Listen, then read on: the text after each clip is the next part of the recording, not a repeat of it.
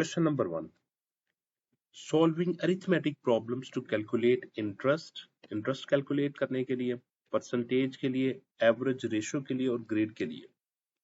Actually मैं interest को calculate करने के हक में नहीं हूँ, लेकिन क्योंकि प्रोग्राम बनाना है तो जस्ट लर्निंग पर्पस के लिए मैं आपको बता रहा हूँ. इसको 0 होना चाहिए, ठीक है, इंटरेस्ट नहीं होना चाहिए. ओके, तो स्टार्ट करते हैं प्रोग्राम. सबसे पहले हमने क्या किया, एक सपोज प्रोग्राम वेरिएबल लिखा जिसकी डेटा टाइप हमने फ्लोट रखी हुई है और इसमें प्रिंसिपल अमाउंट हमने 1000 लिख ली है, रेट हमने 5 लिख दिया, टाइम में हमने 2 इयर्स का लिख दिया. ठीक है, ये आप यूजर इनपुट भी करवा सकते हो और मैंने यहाँ पे जस्ट आपको समझाने के लिए क्या कर दिया, असाइनमेंट स्टेटमेंट के थ्रू इसको लिख दिया. ठीक है, फिर फ्लोट इंटरेस्ट कैसे निकाला, principal amount time rate multiply by time then divided by 100. तो ये क्या बन जाएगा, ये हमारा बन जाएगा सिंपल इंटरेस्ट बन गया. ठीक है, और हमने इंटरेस्ट की वैल्यू को इधर शो कर दिया, ये इंटरेस्ट की वैल्यू को हमने शो कर दिया. ठीक है, इसके बाद परसेंटेज के लिए सपोज मैंने परसेंटेज का प्रोग्राम बनाना, टोटल मार्क्स इक्वल टू 500. आपने क्या कर लिया, आपके पास टोटल कोई भी आ गया, टोटल आ चुका है, तो आपने क्या करना है, आपने उसको डिवाइड करना है. ठीक है, फ्लोट आपने, ये आपने टोटल मार्क्स ले लिए, ये आपने ऑब्टेन्ड मार्क्स लिए, तो आपने इसको डिवाइड करने के लिए आपको क्या करना पड़ेगा, ऑब्टेन्ड मार्क्स जितने आपने मार्क्स लिए और जितने आपके टोटल मार्क्स है उस पे आपने डिवाइड कर दिया. तो इस तरीके से आपने इसकी परसेंटेज निकाल दी है. ठीक है, तो आप सिंपल तरीके से भी कर सकते हैं, 3 नंबर को ऐड करें और 3 पे डिवाइड कर दे, सिंपल. और यहाँ पे परसेंटेज शो कर ली, क्योंकि मैंने 100 से इधर मल्टीप्लाई भी कर दिया ताकि परसेंटेज शो करने के लिए. ठीक है, और जब भी आपने एवरेज निकालनी हो, कोई परसेंटेज निकालनी हो, तो आपको जो डेटा टाइप्स का वेरिएबल लेना है, आपको वो फ्लोट टाइप का वेरिएबल लास्ट में लेना पड़ेगा, क्योंकि इसमें पॉइंट में वैल्यू के आने के चांसेस होते हैं. ठीक है, इसके बाद नेक्स्ट एवरेज की तरफ मूव करते हैं. ये नंबर लिखे, a equal to 15, b equal to 25, c equal to 35, d equal to 45 and e equal to 55. तो हमने क्या किया, सबको ऐड कर लिया, सबको ऐड करने के बाद हमने 5 पे डिवाइड कर दिया.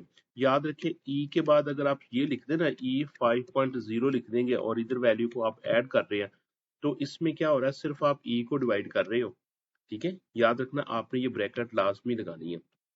ठीक है, इसके बाद नेक्स्ट मूव करते हैं. नेक्स्ट मूव करने के बाद हमने सी आउट क्या कर लिया, एवरेज इक्वल टू एवरेज को डिस्प्ले कर दिया.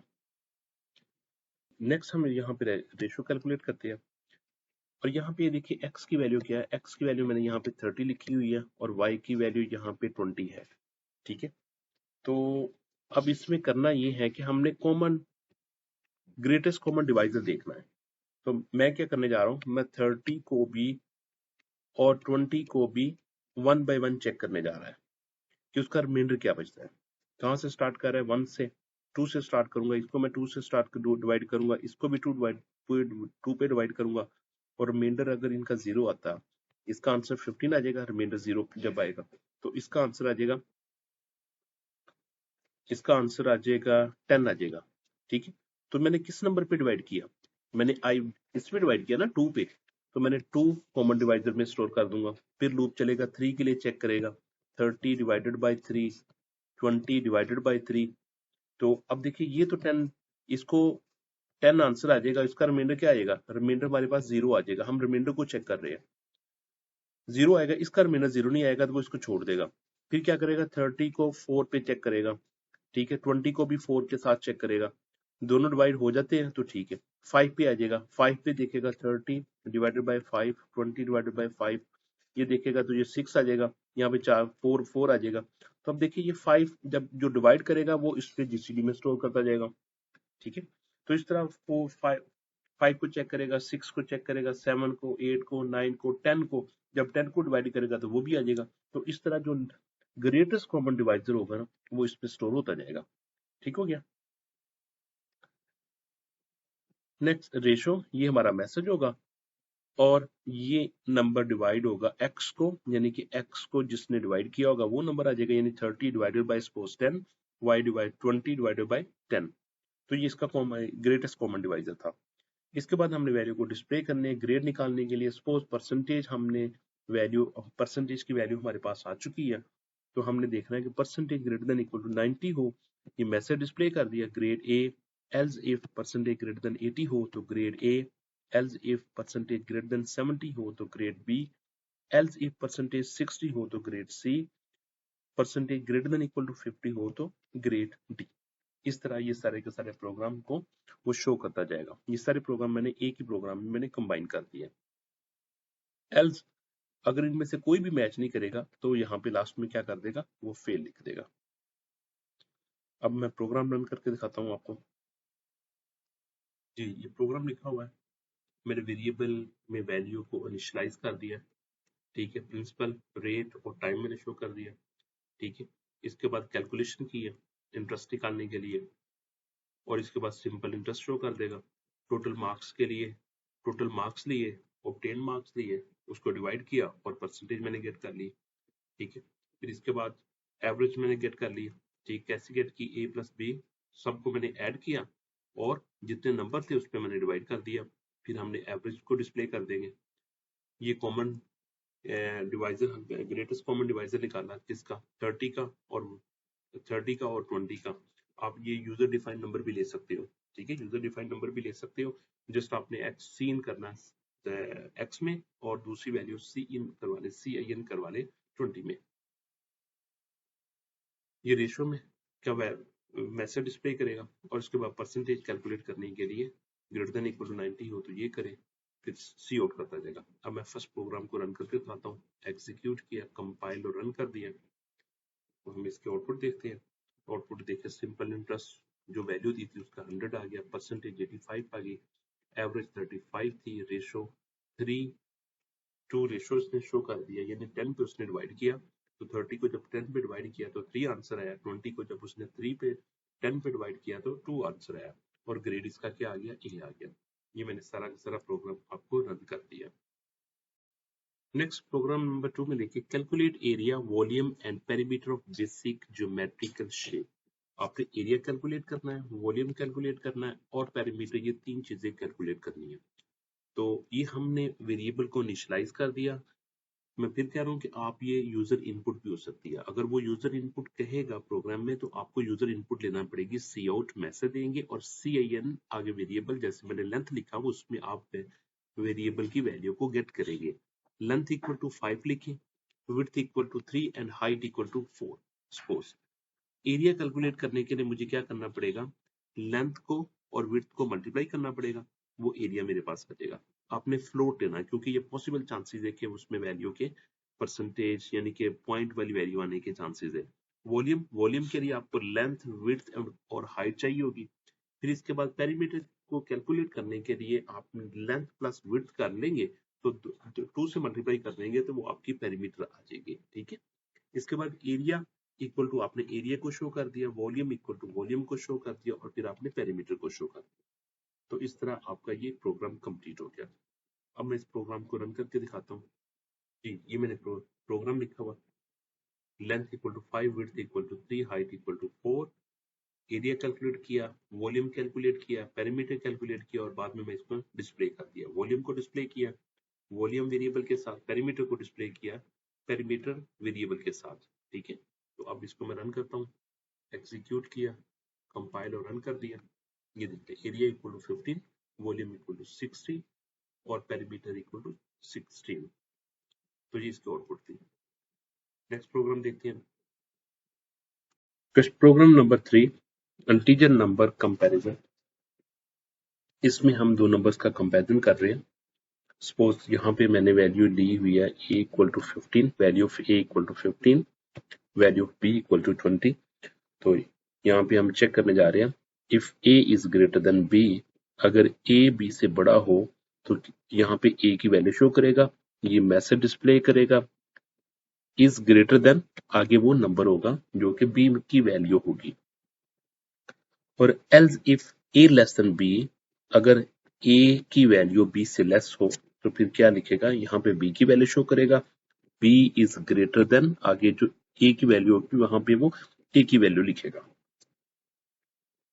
और इसके बाद ये थर्ड एल्स लिखा हुआ है, ठीक है, यानी कि थर्ड इसकी ऑप्शन ये है कि अगर a भी ग्रेटर नहीं है, b भी ग्रेटर नहीं है, तो इसका मतलब है कि बोथ नंबर्स आर इक्वल, कि दोनों नंबर्स इक्वल है। तो नेक्स्ट मूव करते हैं, add even and odd checking. यहाँ पे इवन और ऑड की चेकिंग हो रही है। यहाँ पे इवन और ऑड नंबर चेक करने में जा रहा हूँ। यहाँ पे क्या हो रहा है, ए परसेंटेज टू, ए की वैल्यू 2 के साथ डिवाइड की जा रही है और उसका रिमाइंडर वैल्यू ली जा रही है, और उसी वक्त हमने एक्सप्रेशन भी लिखा हुआ है, ठीक है, टर्नरी ऑपरेटर। यहाँ पे मैंने टर्नरी ऑपरेटर यूज करते हुए ये एक एक्सप्रेशन लिख दिया, और देखेगा कि अगर ये वाली वैल्यू इक्वल टू जीरो हो जाती है, इक्वल टू जीरो हो जाती है, तो ये मैसेज डिस्प्ले करेगा। ये ट्रू के केस में करेगा और ये फॉल्स के केस में करेगा। ये भी ट्रू के केस में करेगा और ये भी फॉल्स के केस में करेगा। तो ए और बी की वैल्यू को भी चेक करेगा, अगर इवन होगी तो वो इवन शो करेगा, अगर ऑड होगी तो वो ऑड शो कर देगा। यहाँ पे चेक हो रही है पॉजिटिविटी और नेगेटिविटी, ठीक है। पॉजिटिव नेगेटिव नंबर कब होता है, अगर नंबर ग्रेटर देन जीरो होगा तो नंबर क्या होगा, पॉजिटिव होगा, जो कि ट्रू के केस में शो करेगा। अगर नंबर ग्रेटर देन जीरो नहीं होगा तो नेगेटिव शो करेगा। इसी तरीके से बी को भी चेक किया जा रहा है, अगर बी ग्रेटर देन जीरो होगा तो पॉजिटिव शो करेगा, अगर बी लेस देन जीरो होगा तो नेगेटिव वो डिस्प्ले करेगा। इसके बाद यहाँ पे मैं डिविजिबिलिटी को चेक कर रहा हूँ, जिसमें किस बी को मैं डिवाइड कर रहा हूँ ए से और देख रहा हूँ कि उसका आंसर जीरो आ रहा है। अगर वो आंसर जीरो आ जाता है तो इसका मतलब वो डिविजिबल है। जैसा कि सपोज अगर मेरे पास ए में वैल्यू, ए की वैल्यू एक वैल्यू मेरे पास 10 है और दूसरी वैल्यू मेरे पास 5 है, तो इसका आंसर क्या आएगा, इसका आंसर जीरो आ जाएगा। तो ये जीरो इक्वल टू जीरो हो जाएगा, तो इसका मतलब ये कि 10 डिविजिबल है 5 पे।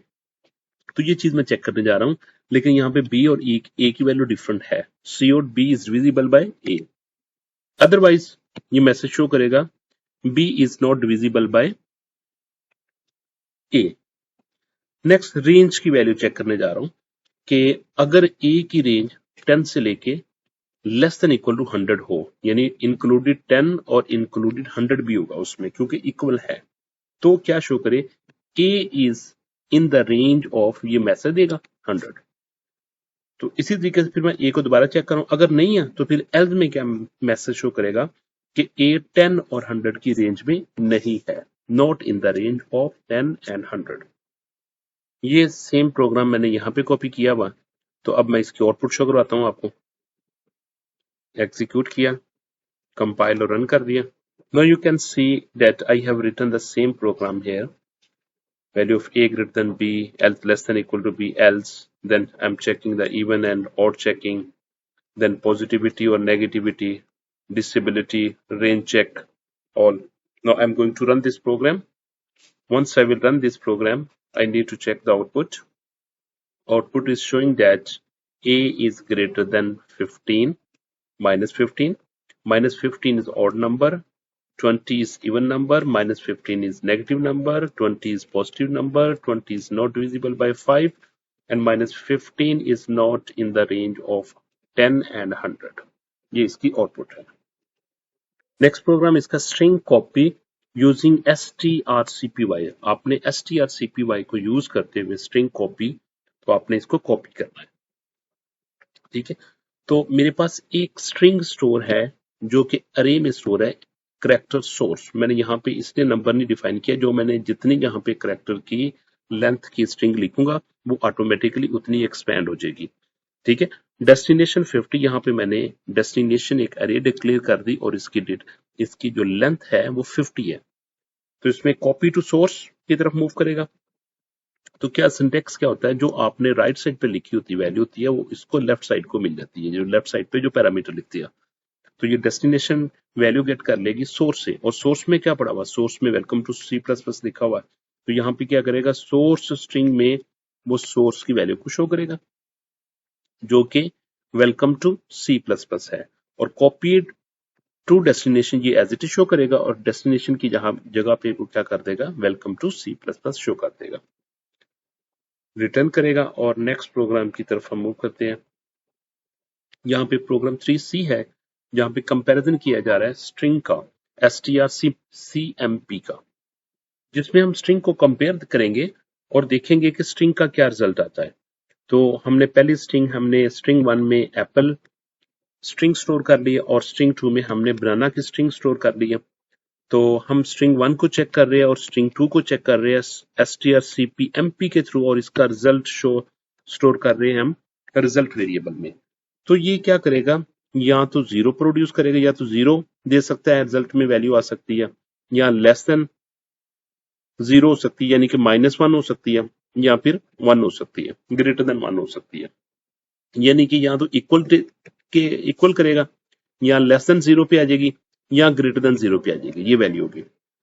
ठीक है, तो अगर तो 0 होगा तो इसका मतलब दोनों स्ट्रिंग इक्वल है।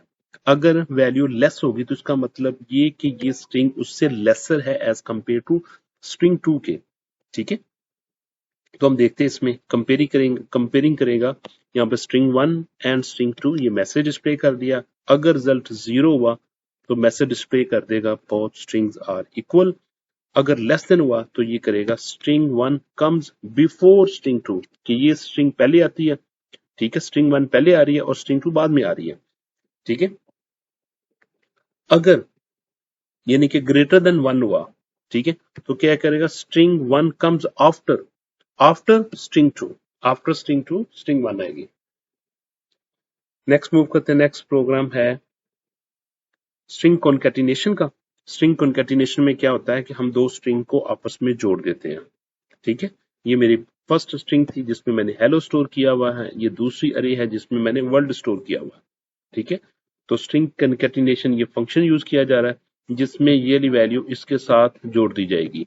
ठीक है, फर्स्ट में जो वैल्यू पड़ी हुई हेलो, सेकंड में वैल्यू क्या पड़ी हुई है वर्ल्ड, तो ये दोनों को इकट्ठा शो किया जाएगा फर्स्ट के थ्रू। मैंने यहाँ पे सेकंड नहीं लिख रहा, सिर्फ फर्स्ट मैंने लिखा हुआ।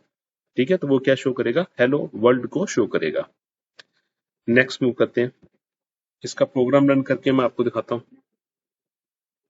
ये स्ट्रिंग कॉपी का कोड है जिसमें क्या किया जा रहा है कि एक वेलकम जो C++ स्ट्रिंग है, दूसरी डेस्टिनेशन है, और उसमें कॉपी की जा रही है। मैं इसको रन करके देता हूँ। एग्जीक्यूट किया, कंपाइल और रन कर दिया, तो उसने शो कर दिया सोर्स स्ट्रिंग क्या थी मेरे पास, वेलकम टू C++, और कॉपीड स्ट्रिंग क्या थी, वेलकम टू C++, दोनों इसने शो कर दिया।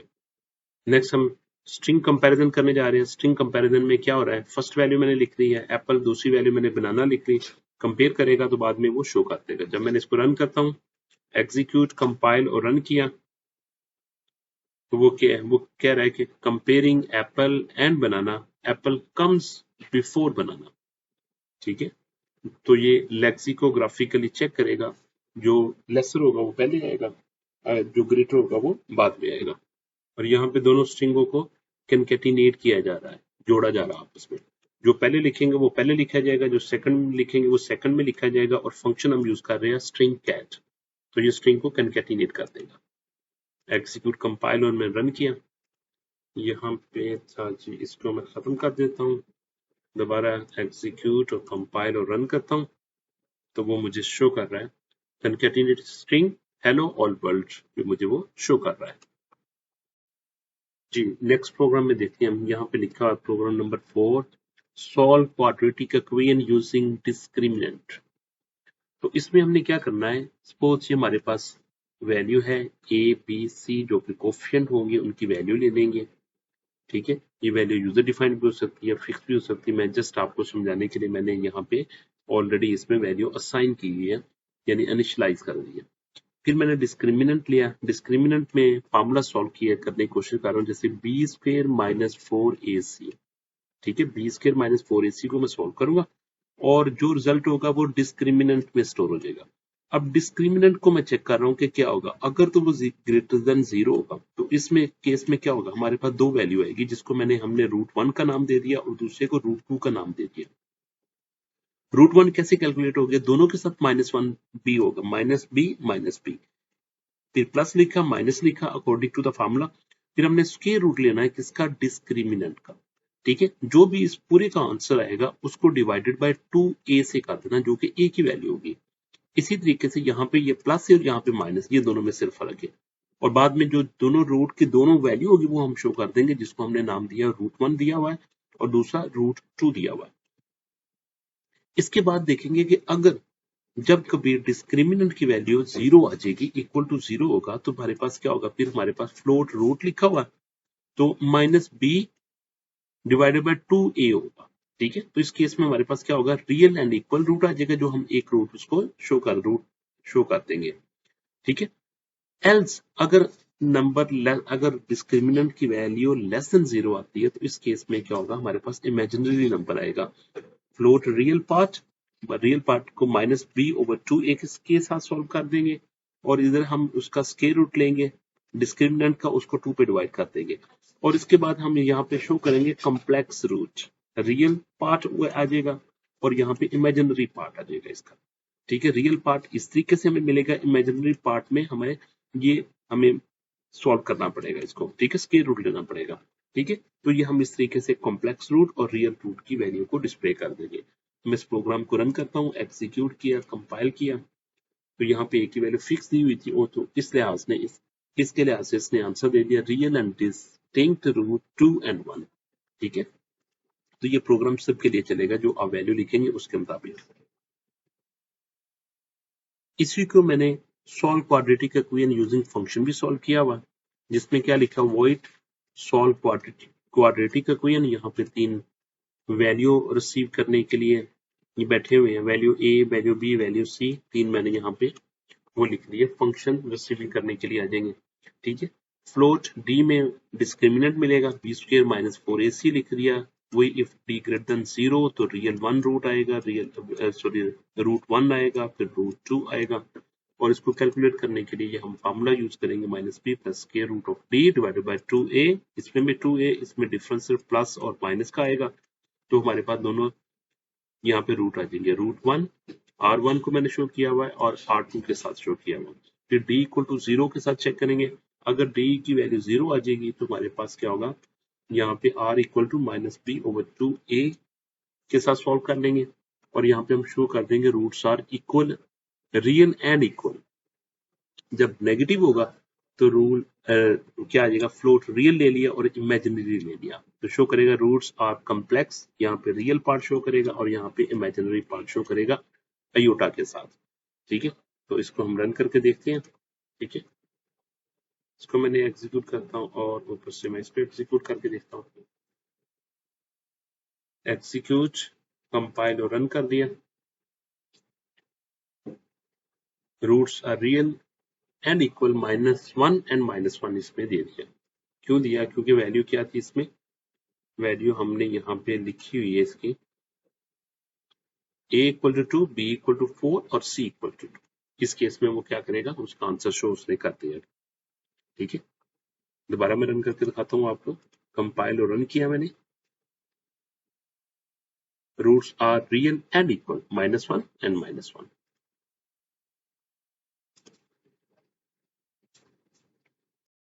जी नेक्स्ट टॉपिक है finding GCD and LCM. GCD is greatest common divisor and LCM is least common divisor। तो इसमें हमने क्या करना है, फाइंड GCD यूजिंग ऑक्लिडियन एल्गोरिदम्स। हमने ऑक्लिडियन एल्गोरिदम के थ्रू हमने इसको सॉल्व करना है। ठीक है, तो हम क्या करते हैं, सबसे पहले हम मेन पे जाते हैं।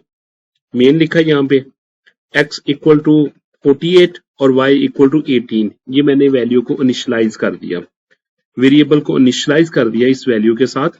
आप यूजर डिफाइंड भी कर सकते हो, इसमें कोई ऐसा प्रॉब्लम नहीं है, लेकिन क्योंकि अब टाइम हमारे पास शॉर्ट होता है तो मैंने काफी सारी वीडियो को कवर अप भी करना है और आपको आइडिया भी देना, तो इसलिए मैंने यहाँ पे क्या कर दिया, इनिशियलाइज कर दिया। इसके बाद क्या करें, जीसीडी फंक्शन को कॉल करें विद x और y पैरामीटर के साथ। x की वैल्यू 48 है और y की वैल्यू 18 है। ठीक है, तो इसका आंसर जो भी आएगा वो रिजल्ट में स्टोर करते हैं हम। ठीक है, 48 और 18 लेके जाएगा, यहां पे क्या आ जाएगा, a के पास 48 आ जाएगा और b के पास 18 आ जाएगा। ठीक हो गया, इसके बाद फंक्शन में एंटर होगा और यहाँ पे वाइल लूप लगा हुआ है और ये लूप मूव करेगा अनटिल b ≠ 0, जब तक b 0 के इक्वल ना हो जाए। ठीक है, लूप की बॉडी में कर्सर एंटर होगा तो यहाँ पे नेक्स्ट स्टेटमेंट लिखी हुई है int temp equal to B. तो टेम्प के पास क्या आ जाएगा, ये मैंने टेम्प लिखा, टेम्प के पास बी की वैल्यू आ जाएगी। बी की वैल्यू आपके पास क्या अभी पड़ी हुई है, 18 पड़ा हुआ है, ठीक है। और इस स्टेटमेंट के एग्जीक्यूट होने के बाद नेक्स्ट स्टेटमेंट क्या लिखी हुई है, B equal to A percentage B, यानी कि ए की वैल्यू जो पड़ी हुई है 48 इसको डिवाइड करें, ए की वैल्यू 48 है, बी की वैल्यू 18 पे डिवाइड करें और देखिए बाकी वैल्यू क्या बचती है। तो 18 को 2 से मैं मल्टीप्लाई करूंगा 36 आ जाएगा, तो रिमेनिंग क्या आ जाएगा, रिमेनिंग 12 आ जाएगा, ठीक है, रिमेनिंग 12 आ जाएगा। तो अब 12 स्टोर हो जाएगा किसमें, बी में। बी में क्या स्टोर हो जाएगा, 12 इस जगह पे। तो यहां पे इस स्टेटमेंट के एग्जीक्यूट होने पे क्या लिखा जाएगा, बी में 12 आ गया, बी में 12 आ गया। इसके बाद ए को वैल्यू मिल जाए टेम्प की वैल्यू। अब ए को वैल्यू मिलेगी टेम्प की वैल्यू जो कि मेरे पास 18 थी, अब 18 इसके पास आ गया ए के पास। यहां पे लूप की बॉडी एंड होती है, लूप फिर एग्जीक्यूट होगा क्योंकि बी की वैल्यू क्या अभी तक, बी की वैल्यू अभी उसने कहा है कि B not greater than equal to 0, एक B not equal to 0, not greater than B not equal to 0 उस वक्त तक के मूव करता रहे। अब बी में अभी क्या पड़ा हुआ, बी में अभी 12 पड़ा हुआ, ठीक है। तो 12 not equal to 0, yes 12 not equal to 0, 12 equal 0 के इक्वल नहीं होता तो कंडीशन ट्रू होगी। फिर क्या करेगा, टेम्प को बी की वैल्यू मिल जाए। अब टेम्प की जो नई वैल्यू होगी ओवरराइट करके यहां पे 12 आ जाएगा टेम्प के पास, ठीक है। ये स्टेटमेंट एग्जीक्यूट होने के बाद इसके बाद नेक्स्ट वो मूव करेगा, नेक्स्ट क्या लिखा हुआ, ए परसेंटेज बी। अब ए में क्या पड़ा हुआ, ए में 18 पड़ा हुआ है और बी में क्या पड़ा हुआ, बी में 12 पड़ा हुआ, ठीक है। 18 को 12 पे डिवाइड करें, ठीक हो गया। तो बाकी क्या बचेगा, 12 1s are 12, बाकी बचेगा 6, ठीक है। ये स्टेटमेंट एग्जीक्यूट हो जाएगी सेकंड टाइम, तो 6 आ जाएगा। 6 किस में स्टोर हो जाएगा, बी में। तो अब बी की वैल्यू ओवरराइट होके क्या आ जाएगी, 6 आ जाएगी, नई वैल्यू 6 आ गई। और टेम्प की जो वैल्यू थी वो किसको मिल जाए, वो ए को मिल जाए, टेम्प की वैल्यू ए को मिल जाए। टेम्प में क्या पड़ा हुआ था, टेम्प में पड़ा हुआ था 12 मिल जाएगा ए को, 18 को ओवरराइट करके यहां पे क्या आ जाएगा, 12 आ गया, ठीक है। तो इसके बाद फिर वो लूप ऊपर मूव करेगा, ये सेकंड टाइम लूप फिर एग्जीक्यूट होगा। देखिएगा क्या वैल्यू पड़ी इसमें, किसकी वैल्यू चेक कर रहा है, बी नॉट इक्वल टू 0 और बी में इस वक्त पड़ा हुआ 6 नॉट इक्वल टू 0, यस। तो क्या करे, फिर ये तीसरी मतलब स्टेटमेंट एग्जीक्यूट करे और वहां पे क्या करेगा, टेम्प को वैल्यू मिल जाएगी बी की वैल्यू। अब बी के पास क्या पड़ा हुआ, बी के पास 6 पड़ा हुआ है, तो टेम्प के पास 12, तो ये ओवरराइड करके यहां पे क्या आ जाएगी, वैल्यू आ जाएगी 6 आ जाएगी टेम्प के पास, ठीक है। और नेक्स्ट ये स्टेटमेंट एग्जीक्यूट होगी। अब ए के पास क्या वैल्यू पड़ी हुई है, ए के पास वैल्यू पड़ी हुई है 12 पड़ा हुआ है और बी के पास 6 पड़ा हुआ है, तो 6 2s are 12, बाकी क्या मिलेगा 0, ठीक है। तो इस केस में देखिए क्या हो रहा है, बी को क्या वैल्यू मिल जाएगी, जब तीसरी मतलब एग्जीक्यूट होगा तो बी की वैल्यू, अब क्योंकि बी के पास रिमाइंडर आएगा ना तो 0, बी की वैल्यू 0 मिल जाएगी। अब टेम्प की वैल्यू ए को मिल जाएगी। अब टेम्प की वैल्यू क्या है, टेम्प की वैल्यू हमारे पास है 6, तो ये ए की वैल्यू उसके पास चली जाएगी 6, ठीक है। अब इसके बाद जब दोबारा फिर थर्ड टाइम लूप एग्जीक्यूट होने के लिए जाएगा तो चेक करेगा बी नॉट इक्वल टू 0, जबकि इस बार बी में हमारे पास 0 पड़ा हुआ है, ठीक है। बी में 0 पड़ा हुआ था क्योंकि मेरा 0 आ गया, ठीक है। अब 0 नॉट इक्वल टू 0, नो 0 तो 0 के इक्वल होता है, ठीक है। इसके बाद ये स्टेटमेंट लूप की जो ये बॉडी से लूप की बॉडी से कंट्रोल एग्जिट करेगा और नेक्स्ट कहां पे मूव करेगा, नेक्स्ट मूव करेगा रिटर्न ए, तो ए की वैल्यू रिटर्न कर दे। ए के पास क्या पड़ा हुआ है, ए के पास 6 पड़ा हुआ है, तो वो 6 रिटर्न करेगा जहां से ये आया था। कहां से आया था, ये आया था इस जगह से, ठीक है। तो इस पूरे की जगह वो क्या लिख देगा, इस पूरे की जगह वो लिख देगा 6, ठीक है। तो आंसर क्या मिला, रिजल्ट अब लिखा गया इंटीजर रिजल्ट इक्वल टू 6। तो यहां पे लिखेगा, मैसे करेगा जीसीडी ऑफ एक्स की वैल्यू क्या है 48 एंड एज इट इज लिखेगा इसके पास y की वैल्यू क्या है 18 इज रिजल्ट में क्या पड़ा हुआ 6, यानी कि 48 को 48 का और 18 का जो ग्रेटेस्ट कॉमन डिवाइजर वो 6 है, जो दोनों को डिवाइड करता है ग्रेटेस्ट नंबर वो 6 है। ठीक हो गया। तो इसका मैं प्रोग्राम भी आपको रन करके दिखाता हूं। चलिए हम C++ के एडिटर की तरफ चलते हैं। तो यहाँ पे देखिए ये मैंने सेम प्रोग्राम लिखा हुआ है यहाँ पे। ठीक है, जब मैं इसको रन करूंगा एग्जीक्यूट किया, कंपाइल और रन कर दिया, तो देखिए क्या वैल्यू, देखिए GCD ऑफ 48 एंड 18 इज 6, वो 6 शो कर रहा है। ठीक हो गया। उम्मीद है कि आपको समझ आ चुकी होगी, अगर ना आए तो मुझे बताइएगा। नेक्स्ट मूव करते हैं जी। नेक्स्ट हम सेकंड प्रोग्राम की तरफ मूव करते हैं, 5B की तरफ। और क्या वो आपसे पूछ सकता है, वो कह सकता है find both GCD and LCM, greatest common divisor और लीस्ट कॉमन डिवाइजर, आप इसमें से फाइंड करो। ठीक है, तो हम प्रोग्राम मेन से स्टार्ट करते हैं। यहाँ पे A को वैल्यू इनिशियलाइज कर दी है 15 के साथ, B को मैंने वैल्यू असाइन कर दी 20।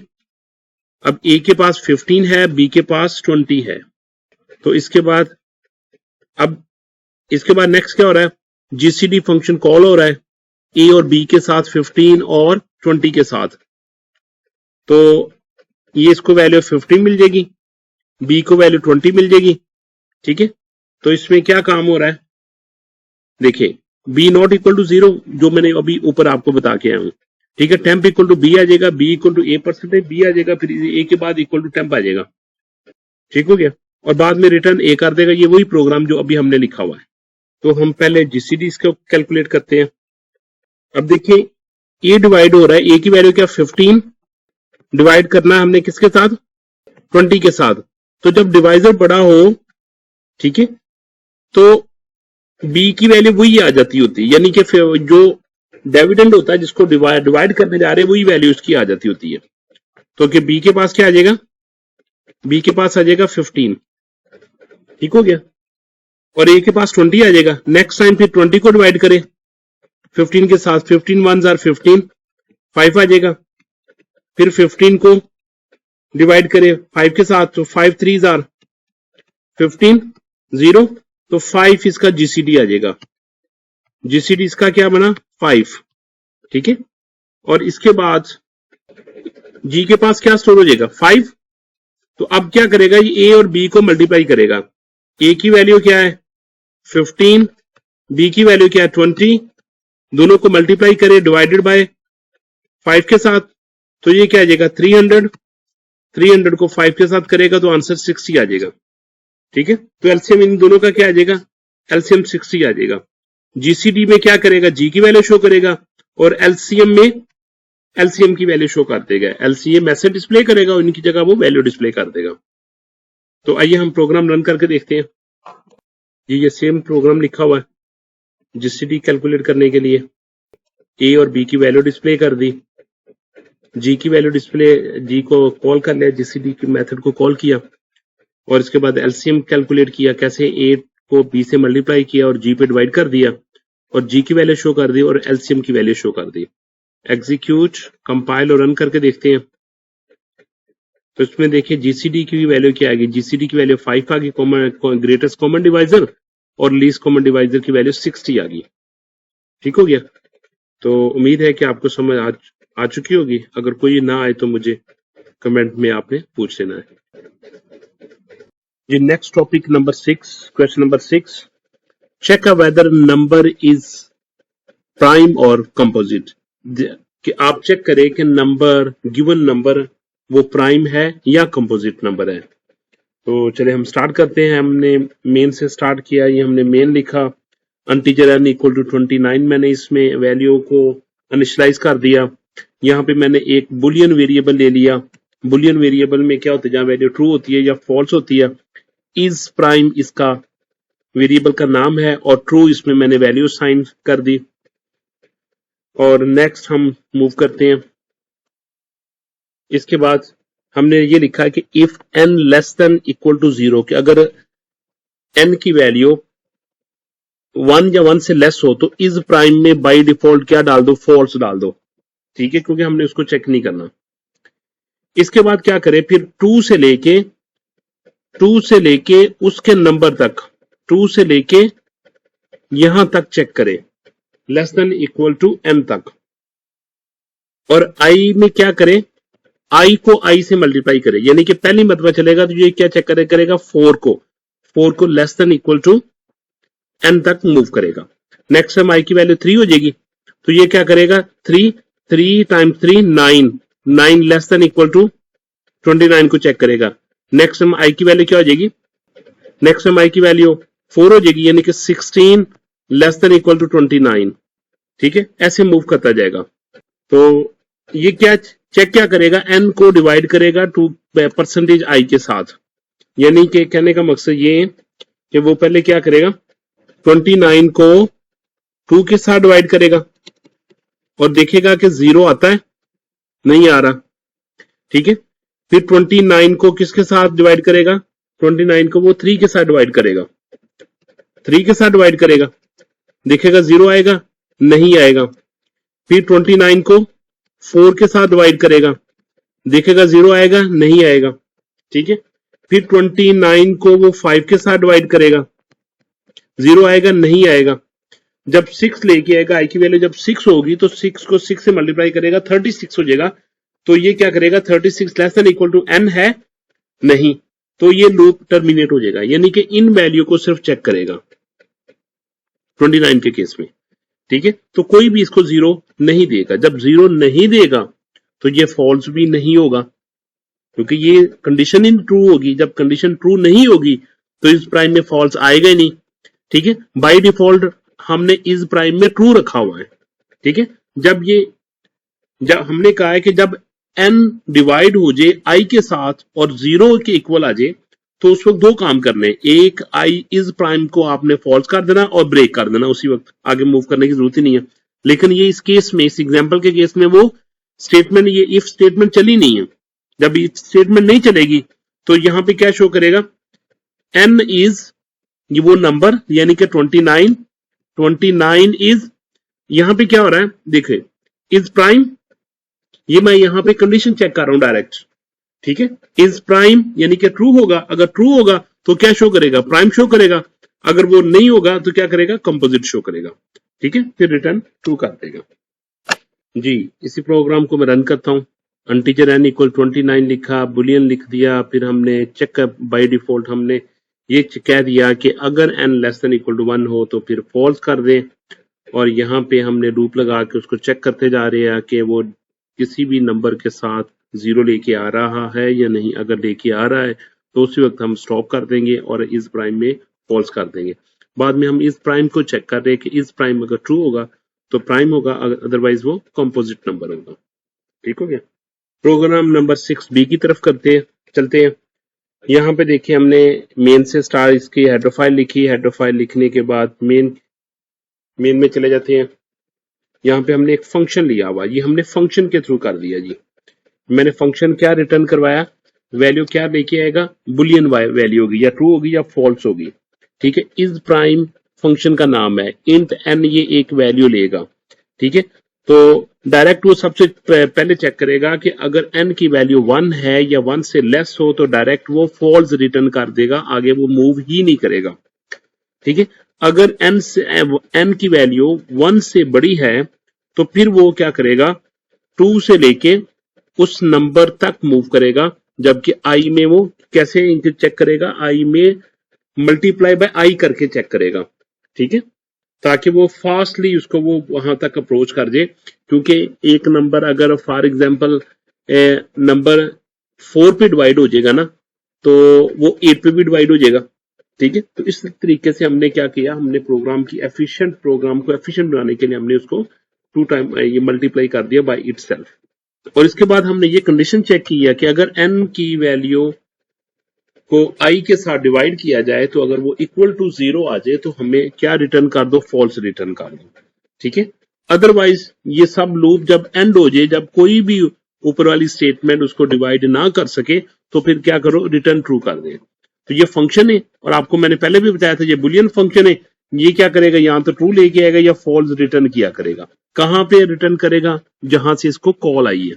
कॉल कहां से आई है हम देखते हैं।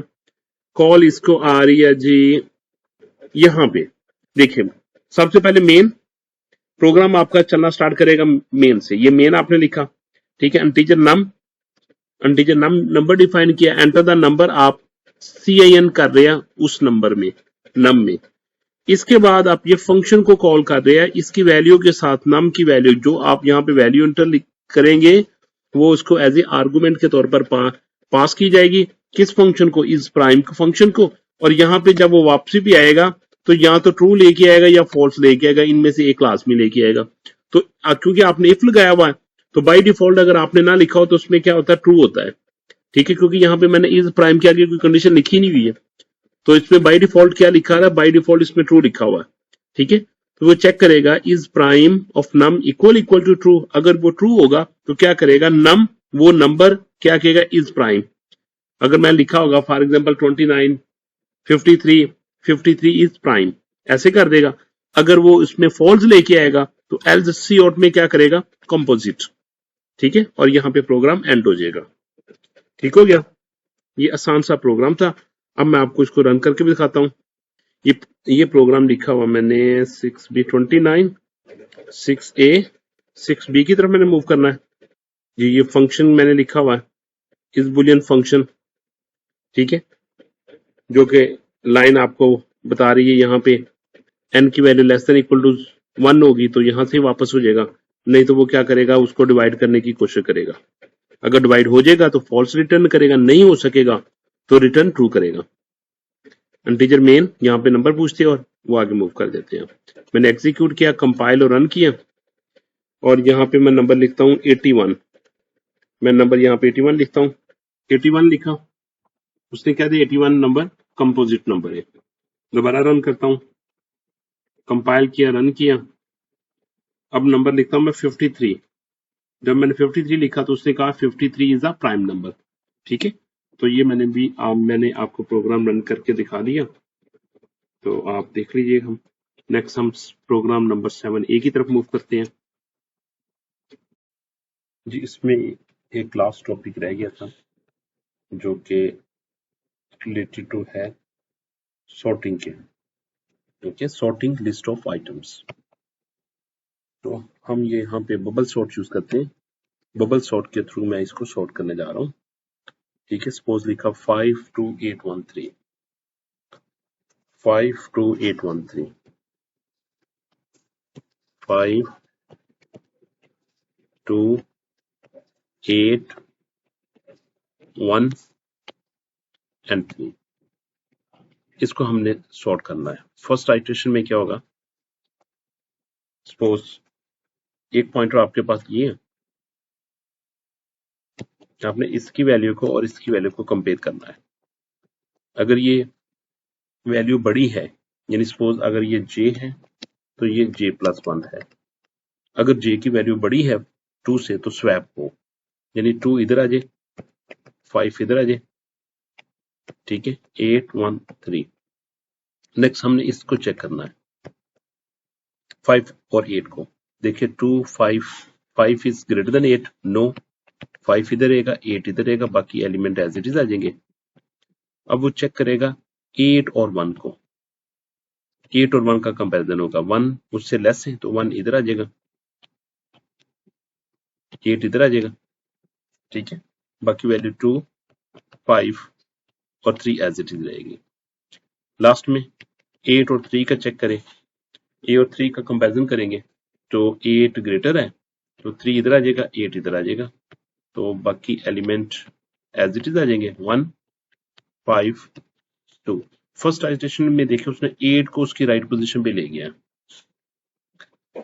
ठीक है। अब एक एलिमेंट तो मेरा सॉर्ट हो चुका, अब यहां तक मुझे नहीं पहुंचना, नेक्स्ट मैं उससे माइनस तक पहुंचूंगा, ठीक है। अब मैं नेक्स्ट मूव करने लगा हूं, फिर नेक्स्ट आइटरेशन में, ठीक है। नेक्स्ट आइटरेशन चलो मैं इधर से स्टार्ट कर लेता हूं। मैं कहता हूं 2 5 1 3 और 8। तो अब इन दोनों का कंपैरिजन होगा, तो 2 ग्रेटर देन 5 नो, 1 3 8 हमने ग्रेटर के लिए चेक कर रहे हैं। 5 इज ग्रेटर देन 3, यस। 1 इधर आ जाएगा, 1 इधर आ जाएगा, 5 इधर, 3 8 2 इधर ही रहेगा। अब 5 और 1 का कंपैरिजन होगा, 2 1, 5 इज ग्रेटर देन 3, यस, तो 3 इधर आ जाएगा, 5 इधर, 8 इधर, ठीक है। अब 5 और 8 का कंपैरिजन होगा तो चेंज नहीं आएगी, ठीक है। तो ये सेकंड आइट्रेशन था। अब हम थर्ड आइट्रेशन की तरफ मूव करते हैं, ठीक है। तो थर्ड आइट्रेशन में क्या कौन कौन सी वैल्यू, 2 1 3 5 8, तो पहले इन दोनों का कंपैरिजन होगा। 2 इज ग्रेटर देन 1, यस, 1 इधर आ जाएगा, 2 इधर आ जाएगा, 3 इधर आ जाएगा, 5 इधर आ जाएगा, तो 8 इधर आ जाएगा। तो ये देखिए अरे आपकी सॉर्ट हो चुकी है, ठीक है। तो हमने यही मैकेनिज्म यूज करते हुए मूव करना। तो इसके लिए हमें क्या करना पड़ेगा जी, कोड लिखते हैं, कोड देखते हैं।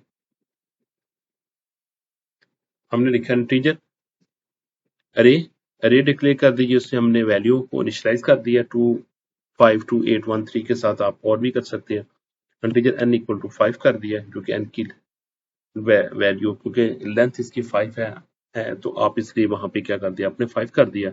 You can get from user defined value as, जब यूजर डिफाइंड गेट करेंगे तो आप उसकी लेंथ कैलकुलेट कर लीजिएगा, उसका इंडेक्स की वैल्यू जो लास्ट वाले एलिमेंट की वैल्यू होगी, लास्ट इंडेक्स की का नंबर होगा वो उसकी लेंथ आ जाएगी। अब हमने i इक्वल टू 0 से स्टार्ट कर लिया, टू n माइनस 1 कर लिया, ताकि हमारी नंबर ऑफ आइट्रेशन पूरी हो जाए, 1 2 3 4 5 जितने भी होंगे मैक्सिमम, ठीक है। जे 0 से स्टार्ट करेगा, जे कहां तक मूव करेगा, n माइनस 1 तो मूव करेगा, लेकिन साथ माइनस आई तक भी मूव करे, क्योंकि फर्स्ट टाइम अगर वो लास्ट एलिमेंट को पिक कर देगा ना लास्ट जगह पे, ठीक है, तो अब दोबारा उसको वहां पे चेक करने की जरूरत नहीं है। तो इसलिए एवरी टाइम -1 करता जाए, माइनस आई जितना मूव करता जाएगा, पहले 1 कम करेगा, फिर 2 कम करेगा, 3 से कम करेगा। एक्चुअली वो एलिमेंट हो गए जो कि अपनी ओरिजिनल पोजीशन पे पहुंच चुके होंगे, ठीक है। चेक क्या करें, if array of J greater than equal to array के नेक्स्ट एलिमेंट के साथ, जैसे कि हम मैंने पीछे आपको प्रोग्राम में बताया हुआ, उसमें बताया हुआ वर्किंग में कि उसके नेक्स्ट एलिमेंट से चेक करें, अगर हो जाता तो स्वैप करें। स्वैप ऐसा करे, पहले इसकी वैल्यू टेम्प के पास रख दे, अब इसकी वैल्यू ओवरराइट हो सकती है, तो हमने क्या किया फिर, इसके जो नेक्स्ट एलिमेंट्स की वैल्यू थी वो इसके ऊपर रख दी, क्योंकि वैल्यू ओवरराइट हो सकती थी। तो अब इसकी वैल्यू भी सेव हो गया और इसकी वैल्यू को हमने फिर टेम्प को दे दिया। तो इस तरीके से हमने क्या कर दिया, स्वैप कर दिया, ठीक है। तो ये बेसिक प्रोग्राम है, मेरा ख्याल पता होगा आपको आपको कि स्वैप कैसे करते हैं, ठीक है। नेक्स्ट मूव करते हैं, और इसके बाद हमने क्या कर लिया, लूप लगा के उस अरे को दोबारा देख लिया, सॉर्टेड लिस्ट में शो करवा लिया, डिस्प्ले कर दिया। तो ये इसकी वर्किंग है बबल सॉर्ट की, जो मैंने आपको पहले शो करवा दी है। तो अब हम इसका प्रोग्राम देखते हैं। ये बबल सॉर्ट का प्रोग्राम लिखा हुआ है, वही मैंने एलिमेंट यहाँ पे लिए हुए हैं, और 0 से लेके n माइनस 1 तक मूव किया है, 0 से लेके n माइनस 1 और -1 तक मूव किया। और क्या हो रहा है, चेक किया जा रहा है जे और j+1 का एलिमेंट, अगर कंडीशन ट्रू हो जाती है तो ये स्वैपिंग हो रही है। स्वैपिंग के बाद यहाँ पे हमने इसको डिस्प्ले कर दिया। तो अब हम रन करते हैं, एग्जीक्यूट किया, कंपाइल और रन किया, तो आउटपुट देखते हैं। तो देखिए 1 2 3 5 8 इसने सॉर्ट करके दे दिया। हम यूजर डिफाइंड अरे भी ले सकते हैं। यूजर डिफाइंड अरे के लिए हम क्या करेंगे, यहाँ पे वो यूजर से वैल्यू पूछ लेंगे, या मैं एक और एलिमेंट भी लिख सकता हूँ। चलिए मैं यूजर डिफाइंड वैल्यू लेता हूँ, ठीक है। ये देखिए मैंने क्या किया, मैसेज डिस्प्ले कर दिया, और 5 एलिमेंट्स के अरे मैंने पूछा, तो इसलिए मैंने 0 से लेकर less than equal to n कर दिया, और n को मैंने 5 डिफाइन कर दिया पहले। इसमें वैल्यू स्टोर करेगा और उसके बाद फिर वही प्रोसेस स्टार्ट कर देगा। एग्जीक्यूट, कंपाइल और रन करता हूं मैं।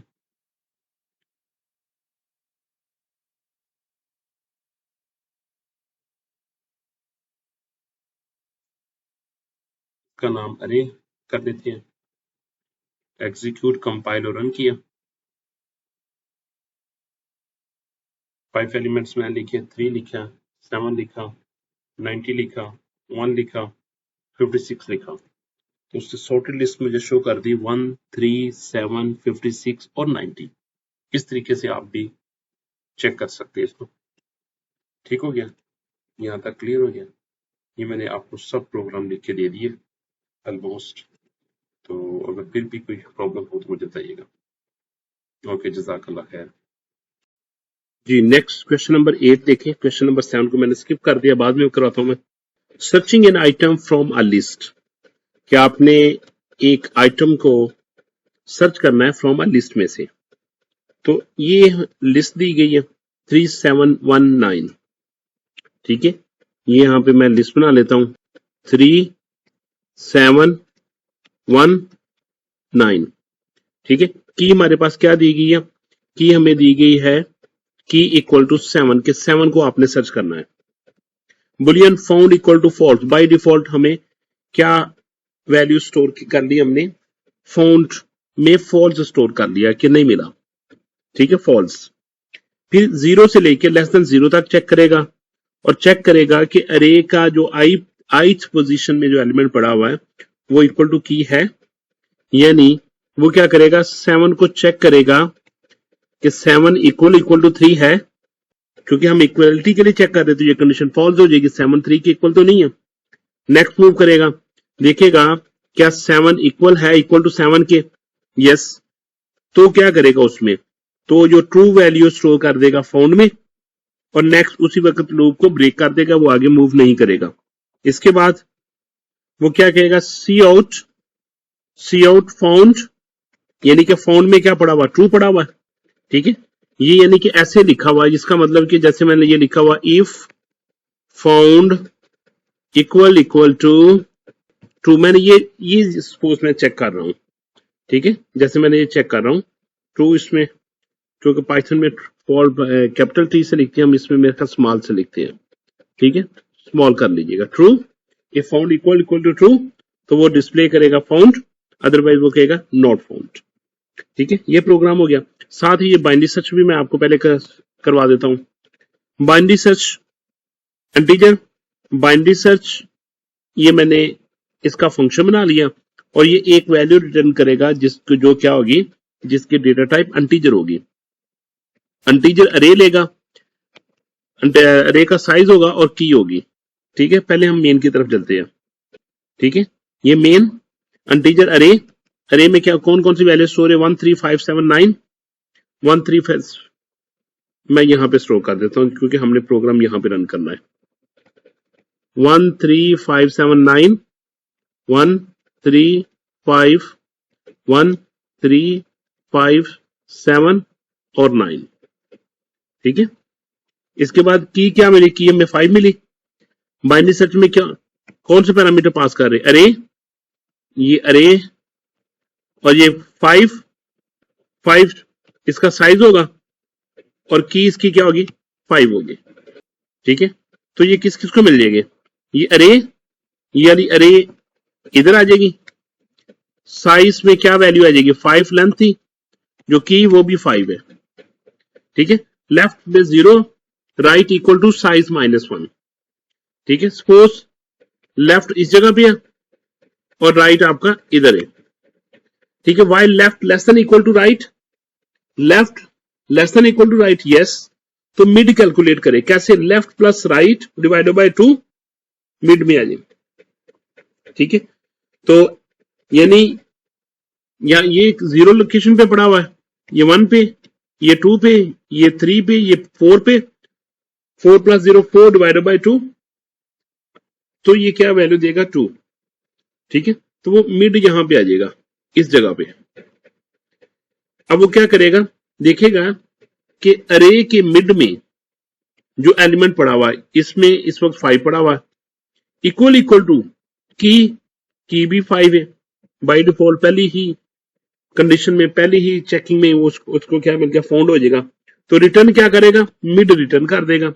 मिड के पास क्या पड़ा होगा, मींस इस केस में 2 पड़ा होगा, ठीक है। तो रिटर्न करेगा और प्रोग्राम एंड हो जाएगा। अगर नहीं मिलता तो फिर इसने लेफ्ट को आगे मूव करना था या राइट को वो पीछे मूव करना था, ठीक है। फिर इसके बाद रिटर्न कर देना था, ठीक है। वैसे मैं बताता हूं आपको, अगर ना यहां पे मिलता तो फिर क्या करना था, देखना था कि अगर इफ अरे का मिड, जो मिड है वो की से छोटा है, ठीक है, तो फिर हमें लेफ्ट को हमने आगे मूव करवा देना है, ठीक है, मिड +1 पे ले जाना है, नहीं तो फिर राइट को हमने मिड से माइनस की तरफ ले जाना है, और रिटर्न -1 हो जाएगा, ठीक है।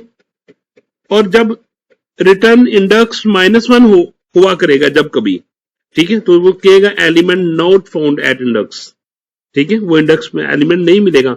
अदरवाइज क्या कहेगा, sorry, if index is not equal to -1, के जब -1 होगा, -1 का मतलब क्या होगा कि जब इंडेक्स में -1 नहीं होगा, बाय डिफॉल्ट तो हम -1 भेज रहे हैं, अगर -1 होगा वो कहेगा एलिमेंट्स इज नॉट फाउंड।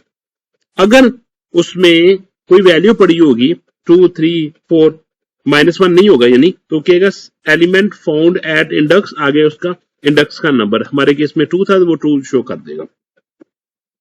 ठीक हो गई, ये प्रोग्राम एंड हो गया। हम मूव करते हैं प्रोग्राम, ये प्रोग्राम लिखा हुआ है, अरे को डिफाइन कर दिया, उसकी की को वैल्यू इनिशियलाइज कर दिया, बुलियन इक्वल टू फॉल्स कर दिया।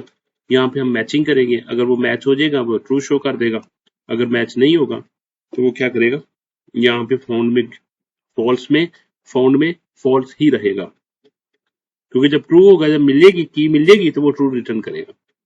कंपाइल और रन किया, फाउंड कर दिया, क्योंकि उस फाउंड में मैंने क्या स्टोर किया था, की मैंने 7 की थी, अगर की में मैंने 97 किया होता, अब मैं रन करके देखता हूँ, एग्जीक्यूट किया, कंपाइल किया, रन किया, तो मुझे देगा, कहेगा नॉट फाउंड। अब देखो वो मुझे क्या डिस्प्ले दे रहा है, मैसेज दे रहा है नॉट फाउंड। ठीक है, नेक्स्ट मूव करते हैं नेक्स्ट प्रोग्राम की तरफ, 8b की तरफ। बाइनरी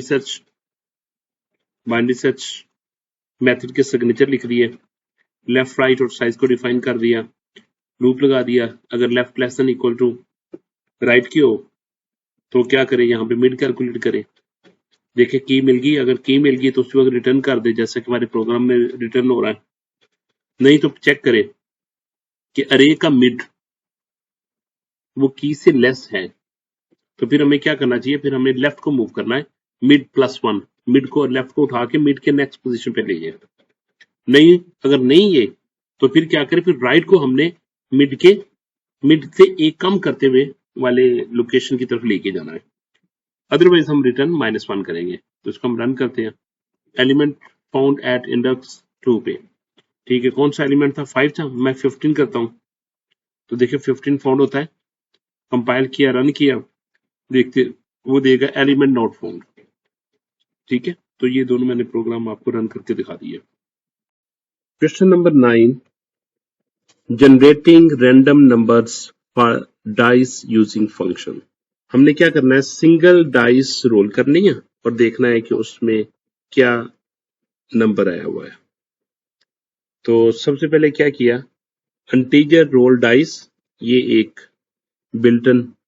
यूजर डिफाइंड फंक्शन हमने बना लिया रोल डाइस के नाम से, और उसकी data type return type integer.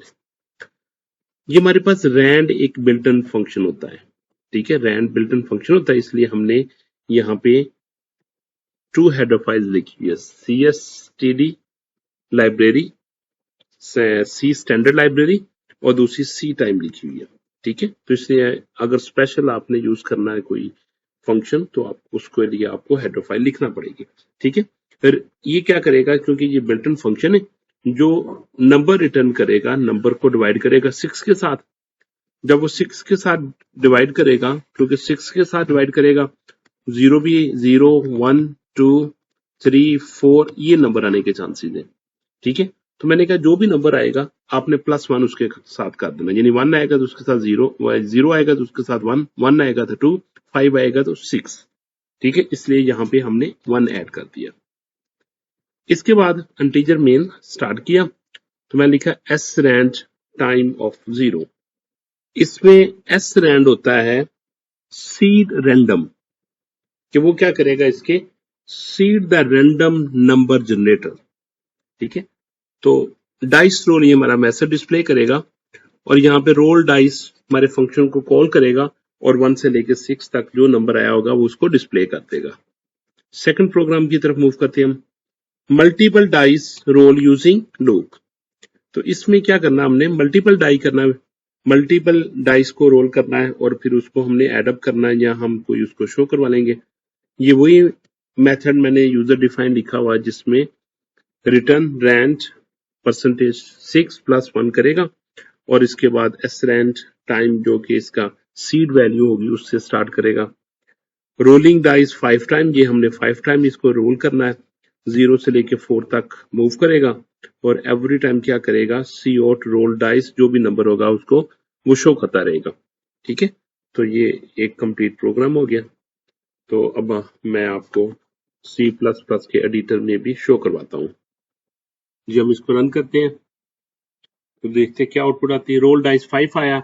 अब दोबारा मैं रन करता हूँ, एग्जीक्यूट किया, कंपाइल और रन किया तो वो देखिए 4 आ गया। पहले 5 आया था, 4 आ गया। अब दोबारा मैं रन करता हूँ तो देखते हैं क्या आया था, 6 तो नहीं आ जाता, 6 आ गया। क्या बात है, ठीक है 6 आ गया जी। इसके बाद देखते हैं जी, ठीक है ये एक प्रोग्राम था। हम नेक्स्ट प्रोग्राम की तरफ मूव करते हैं। ये एक दूसरा प्रोग्राम में जिसमें क्या लिखा हुआ है, जिसमें 5 टाइम वो रन करेगा और सी आउट करेगा रोल डाइस। एग्जीक्यूट करते हैं, कंपाइल और रन करते हैं और देखते हैं कि इसकी आउटपुट क्या क्या आएगी। उसने देखिए रोलिंग डाइस 5 टाइम 1 2 6 4 3 आ गया। ठीक है, अगर आप इंक्रीमेंट भी करते हो ना, यानी कि 5 को 15 टाइम भी रन करते हो तो देखते हैं क्या क्या नंबर आते हैं। एग्जीक्यूट, कंपाइल किया, रन किया और देखिए जितने भी नंबर हैं वो बिटवीन 1 to 6 ही है। ठीक है, क्योंकि हम 6 से डिवाइड कर रहे हैं तो 6 से बड़ा कोई नंबर आ नहीं सकता। 0 आएगा यानी कि रिमाइंडर के तौर पर 0 आएगा तो 0 में हम +1 कर रहे हैं। कोई भी नंबर आएगा उसमें हम +1 करते जा रहे हैं। 2 1 1 4 सो ऑन 6 4 तक चल रहे हैं। ठीक हो गया। तो ये कंप्लीट प्रोग्राम है जी आपके सामने। ठीक है, इसमें ये हमारा यूजर डिफाइंड फंक्शन है। नेक्स्ट प्रोग्राम नंबर 10 है मैट्रिक्स मैट्रिक्स एडिशन और बाद में हम मल्टीप्लिकेशन भी करेंगे। ठीक है, तो ये हमने 2 डायमेंशनल अरे ले ली जिसकी 3 रोज होगी और 3 कॉलम होगी। जो फर्स्ट इंडेक्स है वो रिप्रेजेंट करता है रो को और जो सेकंड इंडेक्स है वो रिप्रेजेंट करता है कॉलम को। तो ये किसको रिप्रेजेंट करेगा, कॉलम को। तो हमने 3 रोज ली हुई है, 3 कॉलम लिए हुए हैं। ठीक है, ये मैं रोज बना रहा हूं कि कितने रोज, 3 रोज। अब column, first column, second column और थर्ड कॉलम। और इसका नाम, पूरी अरे का नाम जो कि 2D अरे है, इसका नाम है ए। और इसको वैल्यू कौन सी असाइन की, 1 2 3 4 5 6 7 8 9। इस तरीके से मेरे पास एक दूसरी अरे है 2 डायमेंशन जो कि मैट्रिक्स भी कहते हैं हम इनको, मैट्रिक्स की फॉर्म में है। और यहाँ पे वैल्यू कौन सी उसने स्टोर की हुई है, 9 8 7 6 5 4 3 2 1। और इसको कैसे रिप्रेजेंट करते हैं, अब देखिए ये मैं लिख रहा हूं कॉलम को, यानी कि मैं आपको ये कहता हूं कि ये 0 रो है। ठीक है, ये 0 रो है, ये फर्स्ट रो है और ये सेकंड रो है। और इस तरीके से ये 0 कॉलम है, ये फर्स्ट कॉलम, ये सेकंड कॉलम। इसी तरीके से हम 0 1 2 0 1 2, इसका नाम हमने बी रखा हुआ। ठीक है, इस तरीके से हमारे पास एक सी मैट्रिक्स भी है, वो भी सेम ऑर्डर का है। तो इसको मैं इधर लिख लेता हूं जो कि थर्ड हमारा मैट्रिक्स है। इसकी भी 3 रोज 3 कॉलम है, 0 1 2 0 1 2 और इसका नाम है सी। ठीक हो गया। अब वो कहता है आई 0 से स्टार्ट करेगा और 3 से लेसर तक मूव करेगा, यानी 0 के लिए, 1 के लिए और 2 तक चलेगा। ठीक है, अब देखिए मेरे पास 0 1 2 ऐसा ही है। जे 0 से स्टार्ट करेगा और ये भी 2 तक चलेगा, लेस देन 3 तक, जे में प्लस प्लस करता जाएगा। ठीक है, तो हम मूव करते हैं, इसको एग्जीक्यूट करने की कोशिश करते हैं। अब देखिए आई की वैल्यू जब 0 होगी तो जे क्या करेगा, उस वक्त 0 के लिए भी चलेगा, 1 के लिए चलेगा और 2 के लिए भी चलेगा। फिर आई की वैल्यू 1 हो जाएगी तो जे फिर 0 के लिए भी चलेगा, 1 के लिए भी चलेगा, 2 के लिए भी चलेगा। फिर आई की वैल्यू 2 हो जाएगी, जे फिर 0 से भी स्टार्ट करेगा, 1 से स्टार्ट करेगा और 2 से स्टार्ट करेगा। तो अगर देखा जाए तो पहले किसकी वैल्यू देखें, यहाँ पे ए ऑफ आई जे देखा जाए, ये देखिए आई की वैल्यू 0 थी, जे की वैल्यू 0 थी, तो ये 0 0 पे ए की 0 0 लोकेशन वाला एलिमेंट लेके आएगा। वो कौन सा पड़ा, वो 9 पड़ा हुआ, 9 प्लस बी की 0 0 लोकेशन पे कौन सा एलिमेंट पड़ा हुआ, सॉरी ए की 0 लोकेशन पे 1 पड़ा हुआ, 1, बी की 0 लोकेशन पे 0 0 लोकेशन पे 9 पड़ा हुआ, इसको ऐड करेगा क्या आंसर आ जाएगा 10। ये किस में स्टोर कर दे, आई में स्टोर कर दे, यानी कि आई जे के सेम इंडेक्सेस पे सी मैट्रिक्स में, तो यहाँ पे क्या आ जाएगा, यहाँ पे आ जाएगा 10। ठीक हो गया।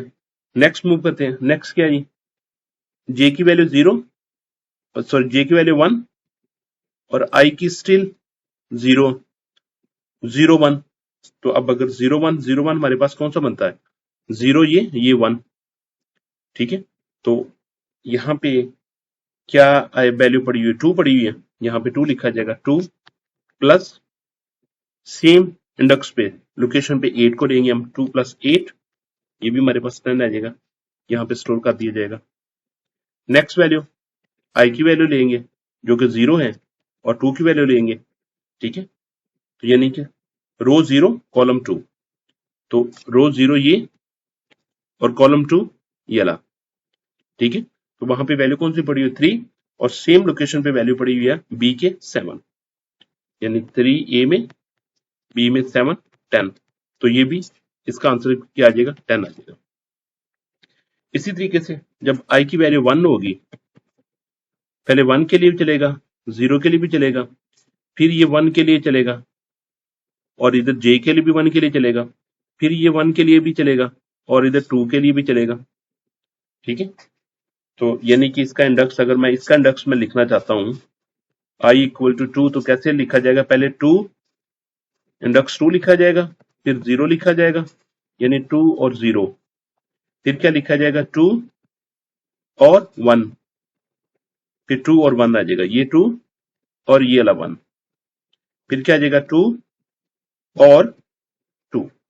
तो इस लोकेशन से वो क्या करेगा, वैल्यू को पिक करेगा और ऐड करता जाएगा, ठीक है। इस तरीके से ये प्रोग्राम कंप्लीट हो जाएगा। नेक्स्ट मूव करते हैं, और उस वक्त क्या करता जाए, साथ साथ वो डिस्प्ले भी करता जा रहा है, ठीक है, इसकी वैल्यू आई और जे की। जब ये लूप एंड हो जाएगा तो वो नेक्स्ट लाइन पे जाएगा, ताकि वो नेक्स्ट वैल्यू को, वो नेक्स्ट जो उसकी मैट्रिक्स की वैल्यू होगी, नेक्स्ट रो पे जाके प्रिंट करे, नेक्स्ट लाइन पे। मैट्रिक्स मल्टीप्लीकेशन, ये भी 3 by 3 मैट्रिक्स मल्टीप्लीकेशन की हुई है हमने, ठीक है।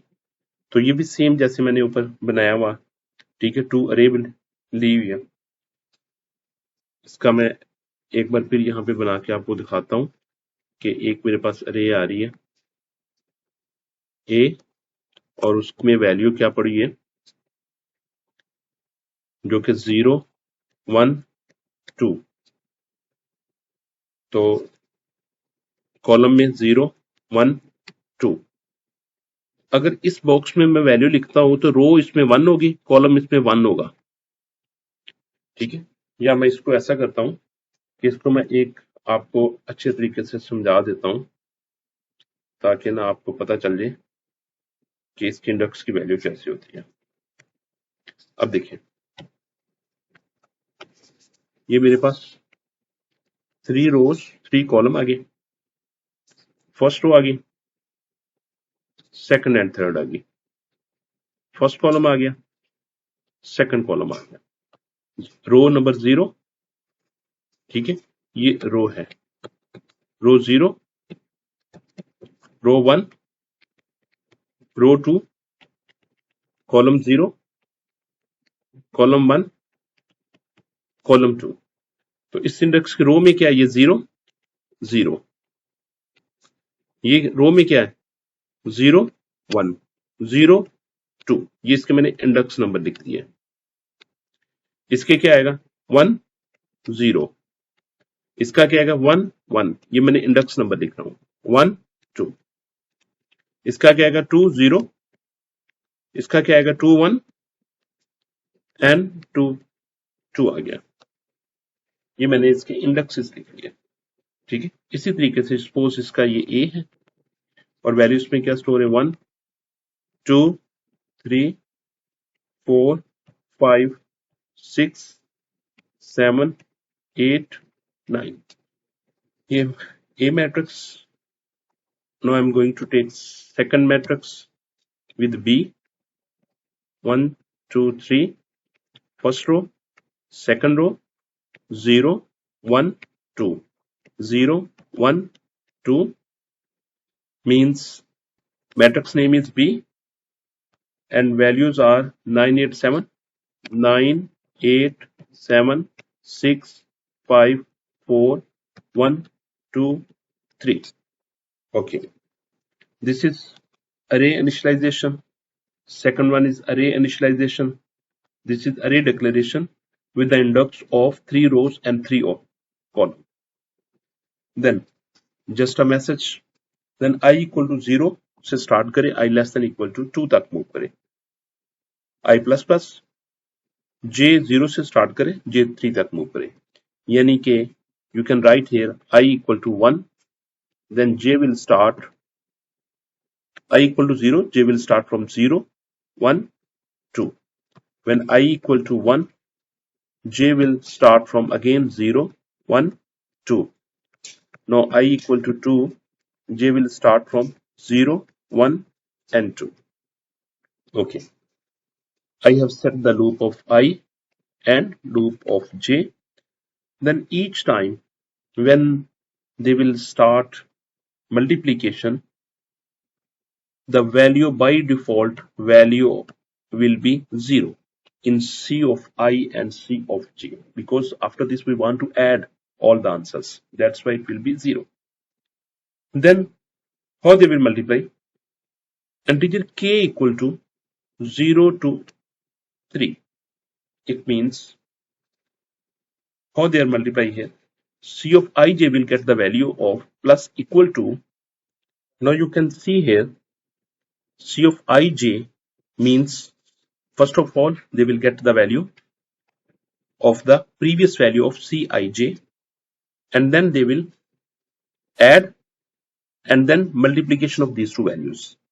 अब देखिए a की वैल्यू, अगर यहाँ पे i की मैं वैल्यू लिखता हूं तो i की वैल्यू पहले 0 होगी, k की वैल्यू पहले 0 होगी और ये मल्टीप्लाई करेगी b के k की वैल्यू क्या होगी, k की वैल्यू भी 0 होगी और j की वैल्यू भी 0 होगी. ठीक है, अब मैं इसको मूव कर रहा हूं व्हेन i इक्वल टू 0 है और j इक्वल टू 0 है, तो उस केस में क्या हो रहा है. ठीक है, k क्योंकि इनसाइड लूप है इसके, तो k तो 0 से लेकर 3 तक कंप्लीट मूव करेगा ना, यानी कि i की वैल्यू 3 मरतबा चलेगा, i की वैल्यू 0 0 रहेगी, 0 0, जबकि k की वैल्यू क्या होगी, k की वैल्यू 1 आ जाएगी, k की वैल्यू 2 आ जाएगी. मल्टीप्लाई मल्टीप्लाई, यहाँ पे k की वैल्यू चेंज हो रही है, j की वैल्यू स्टिल सेम है, यहाँ पे 1 आ जाएगा, j की वैल्यू 0, i की वैल्यू 2, सॉरी k की वैल्यू 2 और j की वैल्यू 0. तो अब देखिए वो क्या कर रहा है, वो मल्टीप्लाई कर रहा है 0 और 0 लोकेशन को, यानी कि वो इस लोकेशन को और इस लोकेशन को मल्टीप्लाई कर रहा है, इनकी वैल्यूज को. नेक्स्ट वो क्या कर रहा है, a की लोकेशन दे रहा है 0 1, एक से गेट कर रहा है 0 1. अब 0 1 देखते हैं, 0 1 कहां पे है, 0 1 है a का ये वैल्यू 2, ठीक है, और 1 0 कहां पे, 1 0 1 0 है b के, ये 1 ये 0, ये वाला एलिमेंट. ठीक है, नेक्स्ट a से वो पिक कर रहा है 0 2, a से पिक करेगा 0 2, ये 0 ये 2, a से पिक करेगा वो 3 को, यानी कि वो रो को पहले ऐसे मूव करवा रहा है, a से वो रो से वैल्यू पिक कर रहा है, और 2 0 इधर है ये. ठीक है, यानी क्या कर रहा है वो, a से रो की वैल्यू पिक करवा रहा है और b से कॉलम की वैल्यू को पिक करवा रहा है, मल्टीप्लाई करवा रहा है, मल्टीप्लाई करवा के प्लस 0, क्योंकि वो CFG में 0 पड़ा हुआ था, वो उसमें ऐड करके न्यू वैल्यू इसमें साइन कर देगा सी ऑफ आई और जे। इस तरीके से दोबारा मूव करेगा, जब भी दोबारा मूव करेगा तो सी ऑफ आई जे की वैल्यू को ओवरराइड के जीरो लेके जाएगा ताकि वो नया सम करने के लिए वो रेडी हो जाए। ठीक है, फिर इस तरीके से ये सबको मूव करेगा। सेकंड टाइम फिर क्या करेगा, यहां से वो ये रो को पिक करेगा और इसके कॉलम को पिक करेगा। ठीक हो गया।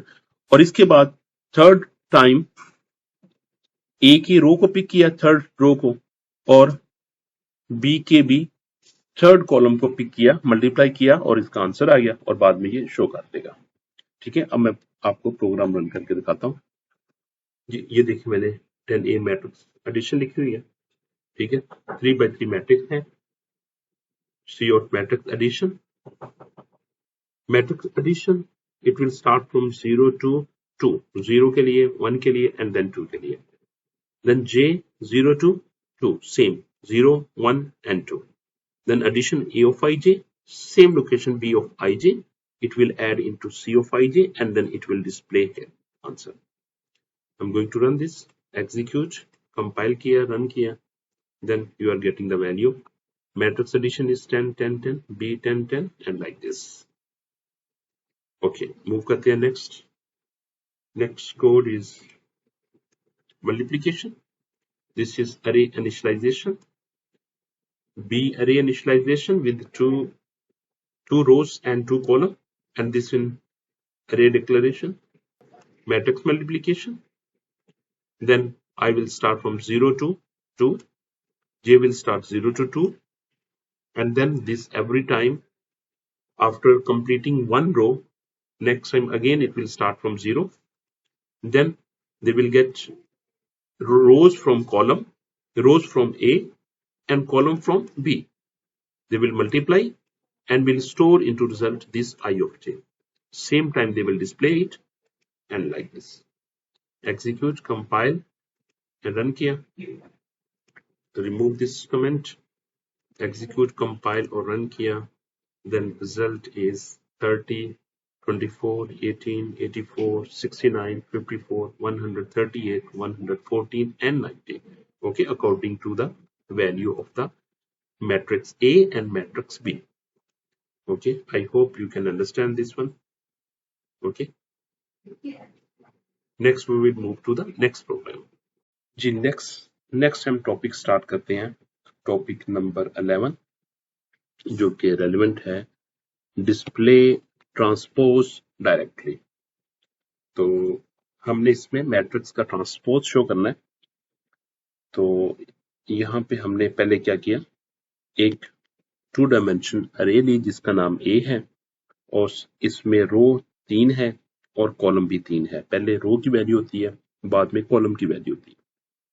ठीक है, तो इसका अगर मैं मैट्रिक्स बनाता हूं तो इसका मैट्रिक्स कुछ इस तरह का बनेगा, 3 रोज 3 कॉलम। ये मैंने 3 रोज डिक्लेयर कर दी। ठीक है, और अब मैं 3 कॉलम डिक्लेयर करने जा रहा हूं जी। ये मैंने ड्रा कर दिया। इसको मैं कह रहा हूं रो 0 है, इसको 1, इसको 2। ये row equal to 0, row equal to 1, row equal to 2, column 0, column 1 and column 2। अब इस बॉक्स को रिप्रेजेंट करने के लिए मेरे पास रो 0 होनी चाहिए और कॉलम भी 0 होना चाहिए। इस बॉक्स को मैं रिप्रेजेंट करने के लिए 0 रो और कॉलम 1 लिखूंगा। यहाँ पे भी 0 रो होगी और कॉलम कौन सा होगा, 2 होगा। ठीक है, इसके बाद ये रो 1 आ जाएगी और कॉलम 0 आ जाएगा। रो 1 होगी, कॉलम भी 1 होगा, रो 1 होगी, कॉलम 2 आ जाएगा। तो ये row 2 0, column 0, row number 2, column number 1, row number 2, column number 2। तो ये मैंने इसके इंडेक्सेस लिख दी है, क्योंकि हमने किसी भी अरे को या किसी भी बॉक्स को अगर हमने गेट करना है या उसमें वैल्यू सेट करनी है तो हमें उसके इंडेक्स नंबर के साथ उसको एक्सेस करना पड़ेगा। ठीक है, तो मैंने ट्रांसपोज लिखा, just a message i equal to 0 से स्टार्ट करेगा, i less than equal to 3 तक चलेगा। अब i ऐसे मूव करेगा क्योंकि आउटर लूप है, i की वैल्यू 0 आएगी फिर आई की वैल्यू 1 भी आएगी और फिर आई की वैल्यू 2 भी आएगी। ठीक हो गया। जब आई की वैल्यू 0 होगी तो जे फिर 0 से लेके 2 तक चलेगा, यानी कि जे 0 के लिए भी चलेगा, 1 के लिए चलेगा और 2 के लिए भी चलेगा, आई के 0 पे चलने के लिए। जब आई 1 के लिए चलेगा तो जे फिर 0 से स्टार्ट होगा, क्योंकि जे इनर लूप है, इक्वल टू 0 से स्टार्ट करेगा, फिर 1 पे जाएगा, फिर 2 पे जाएगा। इसी तरीके से जब जे आई की वैल्यू 2 होगी तो जे फिर 0 से स्टार्ट करेगा, फिर 1 से स्टार्ट करेगा, फिर 2 के पास जाएगा। ठीक हो गया। तो ये तो मैंने आपको लूप का लिख दिया कि लूप ऐसे ऐसे काम करेगा। ठीक है। और इसके अंदर क्या हो रहा है, इसके अंदर हम वैल्यू डिस्प्ले कर रहे हैं, सी आउट कर रहे हैं। किसको? पहली वैल्यू हम किसकी शो कर रहे हैं? पहली वैल्यू हम जे की यूज कर रहे हैं और दूसरी कॉलम की यूज कर रहे हैं। यानी अगर मैं इसको लिखना चाहूं तो ये जे की वैल्यू क्या होगी, आपको पता है जब ये 0 होगा, ठीक है, ये 0 होगा तो यहाँ पे जे की वैल्यू क्या मेरे पास आ रही है, जे की वैल्यू मेरे पास 0 आ रही है और रो की वैल्यू क्या आ रही है, रो की वैल्यू 0 आ रही है। तो 0 0 लोकेशन वाले एलिमेंट को डिस्प्ले कर दिया जाएगा। यानी कि आपके पास क्या लिखा होगा, 1 2 3 4 5 6 7 8 9, तो वो क्या शो करेगा, 0 0 को डिस्प्ले करेगा। आपको पता है 0 0 ये मेरा इंडेक्स है, ये वाला 0 0 इंडेक्स है, तो किसको शो कर देगा, वो 1 को डिस्प्ले कर देगा। ठीक हो गया। नेक्स्ट किसकी वैल्यू चेंज हो रही है, जे की वैल्यू चेंज हो रही है, ठीक है, और आई की वैल्यू वही है। यानी कि मैं यहाँ पे किसकी वैल्यू लिखूंगा, वैल्यू लिखूंगा पहले आई की वैल्यू 1 लिखूंगा और यहाँ पे क्या लिखूंगा, यहाँ पे आई की वैल्यू लिखनी थी जो कि मेरे पास 0 होगी। तो इसका मतलब है कि अगर मैं इस तरह के इस इंडेक्स को एक्सेस करना चाहता हूं जिसमें 1 और 0 हो, 1 का मतलब ये पहला हमने रो का ही नंबर लेना है, रो और दूसरा कॉलम। तो रो में 1 हो और इसमें 0 हो, तो यहाँ पे क्या करेगा, रो में 1 आ जाएगा, 1 0, तो वो इस वाले एलिमेंट को, इस वाले इंडेक्स के एलिमेंट को डिस्प्ले करेगा। ठीक है।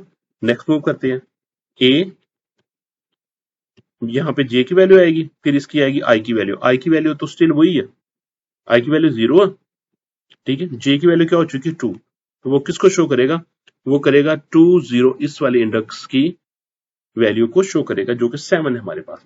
तो इस तरह देखें उसने क्या कर दिया, हमारा जो कॉलम पे था ना, जो कॉलम वाइज जो ये रो थी ना, ये रो थी, ठीक है, इसमें जो वैल्यू लिखी हुई थी 1 2 3, इसने उसको कैसे शो कर दिया, इसने पिक किया है किस, इस तरह की वैल्यू थी ना, इसने पिक किया, पहले 1 पिक किया था, फिर उसने वहां से 4 पिक किया, ठीक है, फिर नेक्स्ट वैल्यू क्या पिक कर दी, 7 कर दी। तो इसने देखो ना, जो कि हमारा कॉलम था, ये हमारा एक्चुअली कॉलम था। अब देखिए ना इसमें, तो ये हमारे कॉलम में वैल्यू लिखी हुई है, ये कॉलम में ना वैल्यू क्या लिखी हुई है, 1 था, 4 था, 7 था। तो एक्चुअली इसने क्या शो कर दिया, इसने 1 4 7 शो कर दिया। ठीक है, तो ये ट्रांसपोज बन गया। नेक्स्ट क्या करेगा, नेक्स्ट वो हमारे वो सेकंड रो को गेट करेगा और उसको सेकंड कॉलम पे डिस्प्ले कर देगा, फिर थर्ड रो को गेट करेगा और उसको थर्ड कॉलम बना देगा। तो इस तरह ये ट्रांसपोज मूव करता रहेगा, ठीक है, जब तक वो आप उसके एलिमेंट पूरे नहीं हो जाते। ठीक है, तो हम नेक्स्ट प्रोग्राम की तरफ मूव करते हैं। इसमें store transpose into another matrix, इसमें ट्रांसपोज करना, स्टोर करना एक दूसरे मैट्रिक्स में। तो इसके लिए भी ये देखिए, हमने अरे डिक्लेयर कर ली, इनिशियलाइज कर ली 2 डायमेंशन अरे 3 रोज के साथ और 3 कॉलम के साथ, और हमने एक एक्स्ट्रा मैट्रिक्स लिया जो कि टी नाम दिया उसको, 3 रोज और 3 कॉलम के साथ सेम। हमने क्या किया, यहाँ पे 0 से लिया और 1 के लिए और 2 के लिए चलाएंगे लूप, आई में प्लस प्लस करते जाएंगे। इसी तरीके से 0 भी क्या, जे भी 0 के लिए चलेगा, 1 के लिए चलेगा और 2 के लिए चलेगा। ठीक है, और क्या करता जाएगा, ये देखिए हमने पहले जे लिख लिया और बाद में आई लिखा, यानी ये वैल्यू क्या लेके आएगा, ये वैल्यू 0 लेके आएगा, यहाँ पे 0 होगा, ये 1 आएगा, यहाँ पे 0 होगा, ये 2 आएगा, ये 0 हो जाएगा। तो पहले ये इसकी वैल्यू किसको दे देगा, इसकी वैल्यू 2 होगा, इधर दे देगा। इधर देखिए, इधर उसने वैसे ही लिखा, पहले आई ही लिखा हुआ उसने, यानी कि आई की वैल्यू क्योंकि 0 पहले 0 के पास जे की वैल्यू 0 थी, आई की वैल्यू 0 रहेगी, जे की वैल्यू 1 होगी, आई की वैल्यू 0 होगी, जे की वैल्यू 2 हो जाएगी। तो अब देखें इसने क्या किया, इस वाले एलिमेंट को पिक किया और जे के इस वाले एलिमेंट पे स्टोर कर दिया जो तो सेम था इसमें। फिर उसने इस वाले एलिमेंट को पिक किया 1 0 से पिक किया और उसको स्टोर कर दिया 0 1 पे। फिर उसने 2 0 को पिक किया और कहां पे स्टोर कर दिया, 0 2 पे स्टोर कर दिया। ठीक है, यानी कि दोबारा मैं इधर बताता हूं, 0 0 वैल्यू गेट करेगा कहां से, 0 0 लोकेशन से। ठीक है, 0 1 वैल्यू गेट करेगा 1 0 लोकेशन से, 0 2 वैल्यू गेट करेगा 2 0 लोकेशन से। तो अब देखिए इस सब के केस में देखिए ये रो चेंज होती जा रही है, देखिए ना रो चेंज हो रही है, रो चेंज हो रही है, रो वाला पैरामीटर चेंज हो रहा है जबकि कॉलम वाला पैरामीटर सेम है। ठीक है, तो ये अगर देखा जाए तो ये किसको पिक करेगा, ये देखा जाए तो ये इस वाले एलिमेंट को पिक करेगा, कॉलम को, ये पूरे कॉलम को जो है ना, कॉलम को ये कॉलम को पिक करेगा। ठीक है, कॉलम को पिक करेगा और किसमें स्टोर कर रहा है, ये स्टोर कर रहा है, देखो रो सेम है, कॉलम चेंज हो रहा है, यानी कि वो पिक करके जो भी वहां पे एलिमेंट की वैल्यू पड़ी होगी ये उसको रो वाइज यहां पे स्टोर कर देगा।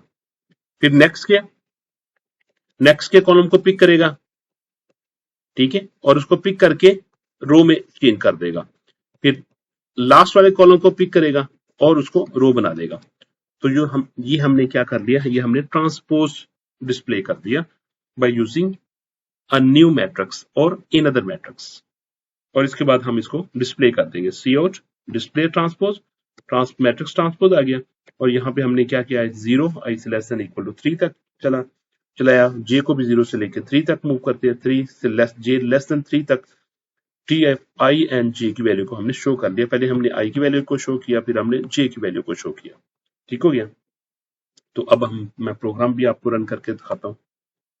इसको मैं रन करता हूँ, कंपाइल और रन किया तो ये देखिए 1 4 7 2 5 5 8 3 6 9 इसने शो कर दिया।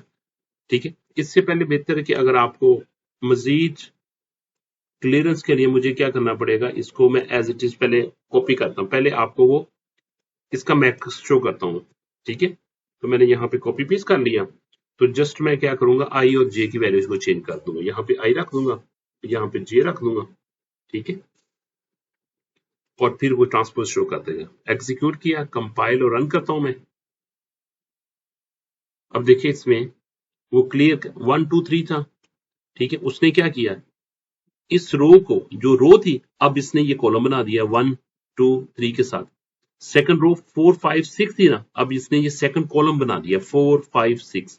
थर्ड रो हमारी 7 8 9 थी, अब इसने 7 8 9 शो कर दिया। ठीक हो गया, नेक्स्ट मूव करते हैं हम जी। 11 भी store transpose in other matrix. ठीक है, ये इनिशियलाइजेशन हुई, हमने नया मैट्रिक्स लिया, इसके बाद वैल्यू को कंप्यूट किया और बाद में हमने इसको शो कर दिया। ठीक है, ये हम डिस्प्ले कर रहे हैं। मैं इसको रन करता हूँ, एग्जीक्यूट कंपाइल और रन करता हूँ तो ये वैल्यू शो कर रहा है। लेकिन पहले मैं ऐसा करता हूँ, इसमें भी पहले इसकी वैल्यू को शो करवाता हूँ। ठीक है, शो करवाने के लिए मुझे क्या करना पड़ेगा, मैंने जैसे ये लिया ना फॉर लूप का, ठीक है, इसी तरीके से मैं इसको कॉपी करता हूँ, कंट्रोल सी, और ट्रांसपोज लेने से पहले मैं यहाँ पे डिस्प्ले कर देता हूँ। ठीक है, और यहाँ पे मैं वैल्यू पिक करता हूँ किससे, ए के, ए मैट्रिक्स से मैंने ए लिखा, फिर आई लिखा, फिर जे लिखा, और ये मैंने डिस्प्ले कर दिया। एग्जीक्यूट कंपाइल और रन करता हूँ मैं। अब देखिए 1 2 3 रो को इसने कॉलम बना दिया 1 2 3 के साथ। रो नंबर 2 को 4 5 6 को इसने कॉलम बना दिया 4 के साथ, 5 के साथ एंड 6 के साथ। जो रो नंबर 7, जो रो में वैल्यू पड़ी हुई थी 7 8 9, इसको उसने थर्ड कॉलम बना दिया विद वैल्यू 7 8 9 के साथ। ठीक हो गया, तो ये एक कंप्लीट प्रोग्राम है, तो आप देख लीजिएगा। Topic number 12, that is generating and summing a simple series। तो इसमें क्या करते हैं हम, सम ऑफ नेचुरल नंबर का हम करते हैं 1 से लेके 10 तक। सपोज मेरे पास क्या लिखा हुआ, 1 लिखा हुआ, +2 +3 प्लस 400 ऑन यहाँ तक क्या लिखा हुआ 10 तक लिखा हुआ। तो हमने क्या करते हैं, हम पहले सम में मैं एक वेरिएबल सम डिक्लेयर करता हूँ और उसमें वैल्यू 0 स्टोर कर देता हूँ और फिर इसमें वैल्यू मैं यहाँ से लेके जो x में वैल्यू पड़ी हुई है या i में वैल्यू पड़ी हुई है वो ऐड कर दूंगा। 0 + 1 1 आंसर आ जाएगा। फिर नेक्स्ट i की वैल्यू 2 हो जाएगी तो वो इसमें ऐड कर दी जाएगी, तो आंसर मेरे पास क्या आ जाएगा 3 आ जाएगा। नेक्स्ट i की वैल्यू 3 होगी तो वो इसमें प्रीवियस वैल्यू में ऐड कर दी जाएगी जो कि 6 ले आएगी। नेक्स्ट 4 इसमें i की वैल्यू हो जाएगी तो 6 + 4 को 10 हम कर देंगे। ठीक है, तो ये प्रोसेस मूव करता रहे चलता रहेगा जब तक हम अपने लास्ट n तक मूव नहीं कर देंगे। n आपका 10 भी हो सकता है, कोई भी हो सकता है। ठीक है, तो यहाँ पे आपने 10 लिखा हुआ है, इसको आप यूजर डिफाइन भी कर सकते हो। ठीक है, मकसद यहाँ पे सिर्फ समझना कि आपको कॉन्सेप्ट क्लियर हो जाए। इंटीजर मेन हमने मेन से स्टार्ट किया है, इंटीजर सम इक्वल टू 0, सम में वैल्यू 0 पड़ी हुई है। i इक्वल टू 1 से स्टार्ट करते हैं, i less than equal to 10 तक मूव करेंगे और i में प्लस प्लस करते जा रहे हैं और सम प्लस इक्वल टू i लिखा हुआ और सी आउट i करता जाएगा। तो इसमें i की वैल्यू अगर मैं इधर लिखता हूँ, मैं i की वैल्यू इधर लिख लेता हूँ। i की वैल्यू क्या आएगी, पहले 1 आएगी, फिर 2 आएगी, 3 भी आएगी, फिर 4 5 6 7 8 9 और ये लास्ट में 10। और इसमें इसके अंदर क्या एग्जीक्यूट हो रहा है, सम में लिखा जा रहा है sum equal to sum plus i लिखा जा रहा है, i की वैल्यू, और सम में क्या वैल्यू पड़ी हुई है, सम की प्रीवियस वैल्यू 0 पड़ी हुई है। अब i की वैल्यू क्या 1, 0 + 1 सम में वैल्यू क्या आ जाएगी 1। अब i की वैल्यू 2 हो जाएगी, 2 प्लस सम की वैल्यू जो प्रीवियस पड़ी हुई थी जो कि 1 थी, 2 + 1 कितनी हो जाएगी 3। अब की i की वैल्यू 3 हो चुकी है और सम में लास्ट टाइम वैल्यू क्या पड़ी हुई थी 3, तो आंसर टोटल क्या हो जाएगा 6। अब i की वैल्यू 4 हो चुकी है और सम में प्रीवियस वैल्यू 6 पड़ी हुई है, 6 + 4 10 हो जाएगा। अब i की वैल्यू 5 हो चुकी है जबकि सम में प्रीवियस वैल्यू 10 पड़ी हुई है तो 15 हो जाएगी। ठीक है, 15 यानी कि i की वैल्यू 6 + 15 21। तो ये ऐसे मूव करता रहेगा जबकि इसमें कंप्लीट ना हो जाए। ठीक है, तो इसमें क्या वैल्यू आ जाएगी, तो आप इस तरह इसका सम भी निकाल सकते हो, यानी n into n + 1 divided by 2, n की वैल्यू क्या थी 10, 10 11 divided by 2 mean 110 divided by 2, answer is 55। तो इसका सम क्या आ जाएगा 55 आ जाएगा अगर n की वैल्यू 10 होगी तो। नेक्स्ट मूव करते हैं 12b some of geometric series, जो कि सीरीज क्या बन रही है आपके पास, पहले 2 आ रहा है, 2 4 8 16 32 64 सो ऑन, जैसे कि 1024 तक मूव कर रही है, आपने इसका सम करना है। ठीक है, तो हमने क्या स्टार्ट करते हैं, हमने लिखा इंटीजर टर्म इक्वल टू 2, 2 से स्टार्ट कर लिया और सम में क्या लिखा 0। सम में हम 0 इसलिए लिखते हैं क्योंकि हमने ऐड कर रहे होते हैं। ठीक है, तो अगर मैं 1 लिख दूंगा ना, तो अगर मेरे पास 0 होगा और +1 कर दूंगा ना जो सम में मैंने पहले से स्टोर किया हुआ, तो वो 1 एक्स्ट्रा हो जाएगा। ठीक है, तो हम वो वैल्यू लिखती होती है जो इसमें कोई फर्क ना लेके आए, यानी कि मैं अगर कोई भी वैल्यू होगी, मैं 50 भी वैल्यू होगी, जब मैं 50 में 0 ऐड करूंगा तो वो उसमें कोई इफेक्ट नहीं आएगा। ठीक है, और मल्टीप्लाई के केस में हम इसका रिवर्स कर रहे होते हैं, हम 0 नहीं कर रहे होते, हम 1 लिख रहे होते हैं, क्योंकि 1 के केस में क्या करना होता है इसने, अगर मैं 50 लिखूंगा, 50 को मैं 1 से मल्टीप्लाई करूंगा तो आंसर 1 आएगा, 1 से कोई इफेक्ट नहीं आएगा। अगर उसमें मैं 0 पुट कर दूंगा तो वो 0 हो जाएगा। ठीक है, ये आपने याद रखना है। तो हमने 0 से स्टार्ट करते हैं, i इक्वल टू 0 से स्टार्ट किया, i less than equal to 10 तक मूव किया।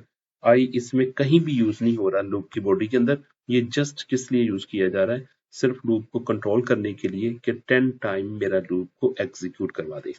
cout टर्म ये एक मैसेज देगा, एवरी टाइम मैसेज दिया करेगा cout टर्म, क्योंकि इसकी बॉडी के अंदर लिखा हुआ, और सम में क्या कर देगा, ये ऐसे लिखा हुआ है, जैसे मैं कहता हूं sum equal to sum plus term आ जाएगी यहाँ पे, और टर्म में क्या करता जाएगा, 2 का इंक्रीमेंट करता जाएगा एवरी टाइम।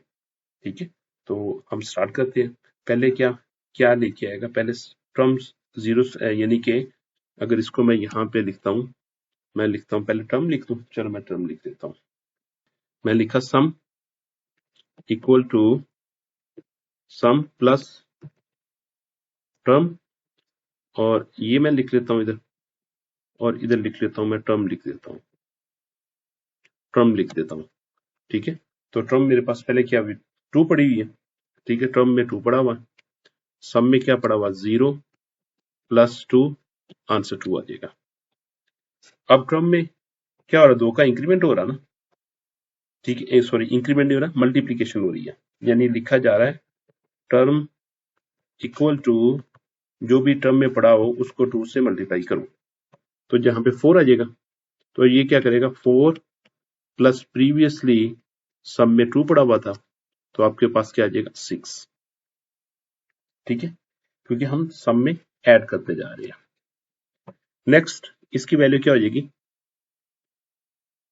8, और ये यहाँ पे क्या आ जाएगा, 8 प्लस 6, आंसर आ जाएगा मेरे पास 14। इसके बाद 16 हो जाएगी, यहाँ पे 16 प्लस 14, आंसर मेरे पास आ जाएगा 30।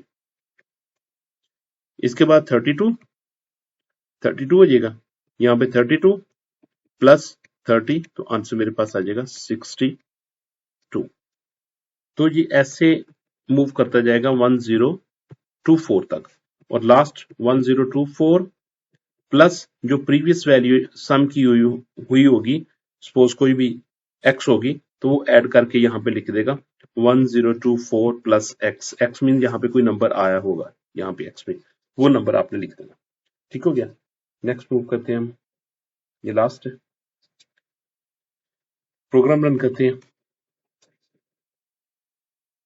ये मैं प्रोग्राम को रन करता हूँ जिसमें सिंपल सीरीज ऐड हो रही है 1 से लेकर 10 तक। एग्जीक्यूट और कंपाइल और रन करता हूँ, तो इसके आउटपुट देखते हैं। Output 1 plus 2 plus 3 so on 59, sum equal to 55 आ गया। नेक्स्ट प्रोग्राम की तरफ मूव करते हैं जी। i इक्वल टू 0 से लेकर 10 तक मूव करें, सी और टर्म शो करें, साथ में उसका सम भी करता जाए और टर्म को मल्टीप्लाई भी करता जाए, और लास्ट में हमें सम डिस्प्ले कर दे। एग्जीक्यूट कंपाइल और रन करते हैं, तो उसने क्या शो किया, 2 4 8 16 3 2 64 128 256 512 till 1024।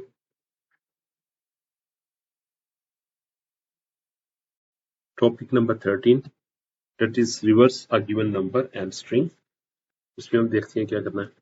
Reverse a given integer number simplified, तो हमने इसको ना नंबर को रिवर्स करना है, तो इसके में क्या हम लॉजिक यूज करेंगे। सपोज मेरे पास नंबर है 4 5 6 7, ठीक है, तो मैं क्या करूंगा, इसको 10 पे डिवाइड करूंगा। जब 10 पे डिवाइड करूंगा तो रिमाइंडर वैल्यू क्या आएगी, मुझे इन 4 5 6 इसका क्वेश्चन आ जाएगा, 4 5 6 0, बाकी बचेगा 7, तो मैं इसको डिस्प्ले कर लूंगा। डिस्प्ले क्या हो जाएगा 7, तो बाकी नंबर क्या रह गया, नंबर रह गया मेरे पास 4 5 6, जो इसका क्वेश्चन आ जाएगा। अब इसको फिर मैं 10 से डिवाइड करता हूँ, तो आंसर आएगा 45। 45 मीन 4 5 6, क्वेश्चन रिमाइंडर क्या बचा 6, इसको मैं डिस्प्ले कर लेता हूँ। ठीक है, और अब क्वेश्चन मेरे पास बचा 45, 45 को मैं 10 से डिवाइड किया, 4 आ गया, तो रिमाइंडर बचा 5, इस 5 को मैं डिस्प्ले कर लेता हूँ। ठीक है, तो अब क्वेश्चन क्या बचा मेरे पास 4 को जब मैं 10 से डिवाइड करूंगा तो ये क्या हो जाएगा, 4 एज इट इज मेरे पास आ जाएगा। ठीक है, तो कैसे मैं डिस्प्ले करूंगा, पहले मैं 7 डिस्प्ले किया मैंने, फिर मैंने 6 डिस्प्ले किया, फिर मैंने 5 डिस्प्ले किया, मैंने 4 डिस्प्ले किया। तो अब देखिए ना, ये उसका रिवर्स आ गया जो नंबर मैंने यहाँ पे एंटर किया था। ठीक हो गया, तो हम ऐसे मूव करते हैं इसमें। इंटीजर नम इक्वल टू 123 मैंने लिखा हुआ, 123 4 लिखा, कोई भी आप नंबर, आप यूजर डिफाइंड नंबर भी ले सकते हैं। इंटीजर आर मैंने एक आर का नाम का वेरिएबल डिक्लेयर कर दिया, और मैंने क्या, वाइल नम ग्रेटर देन 0, जब तक नम की वैल्यू 0 से ग्रेटर रहती है तो क्या करो, नम को डिवाइड करो 10 के साथ और आर में स्टोर कर दो, आर में स्टोर कर दो। और आर में स्टोर करने के बाद आपने क्या करना है, इसको सी आउट यहाँ पे आर करना है, ये सी आउट क्या करना है आपने, सी आउट रिमाइंडर को शो करना है कि रिमाइंडर में क्या बचा हुआ है, ठीक है। और फिर उसी नम को 10 से डिवाइड कर भी करना है, जो नम की वैल्यू, जैसे देखा ना मैंने 10 से डिवाइड किया था ना, तो मैंने रिमाइंडर तो इधर लिख दिया था, लेकिन क्वेश्चन तो नहीं लिखा था ना। अब क्वेश्चन मेरे आपको इस स्टेप में मिलेगा, इस स्टेप में आपको उसका क्वेश्चन मिल जाएगा, ठीक है, जो उसका आंसर आएगा। क्योंकि इंटीजर लिया हुआ तो पॉइंट वाली वैल्यू को वो इग्नोर कर देगा, रिमेनिंग वैल्यू आपके पास एक इंटीजर नंबर आ जाएगा, नम को डिवाइड बाय 10 कर देंगे, और ये मैंने आपका एक प्रोग्राम लिख दिया, ठीक है। तो अब हम कंप्यूटर स्क्रीन पे चलते हैं। अच्छा, या पहले हम नेक्स्ट वो भी देख लें, नेक्स्ट दूसरा प्रोग्राम भी देख लेते हैं। चलिए, रिवर्स अ स्ट्रिंग, आपने एक स्ट्रिंग को रिवर्स कैसे करना है, ठीक है।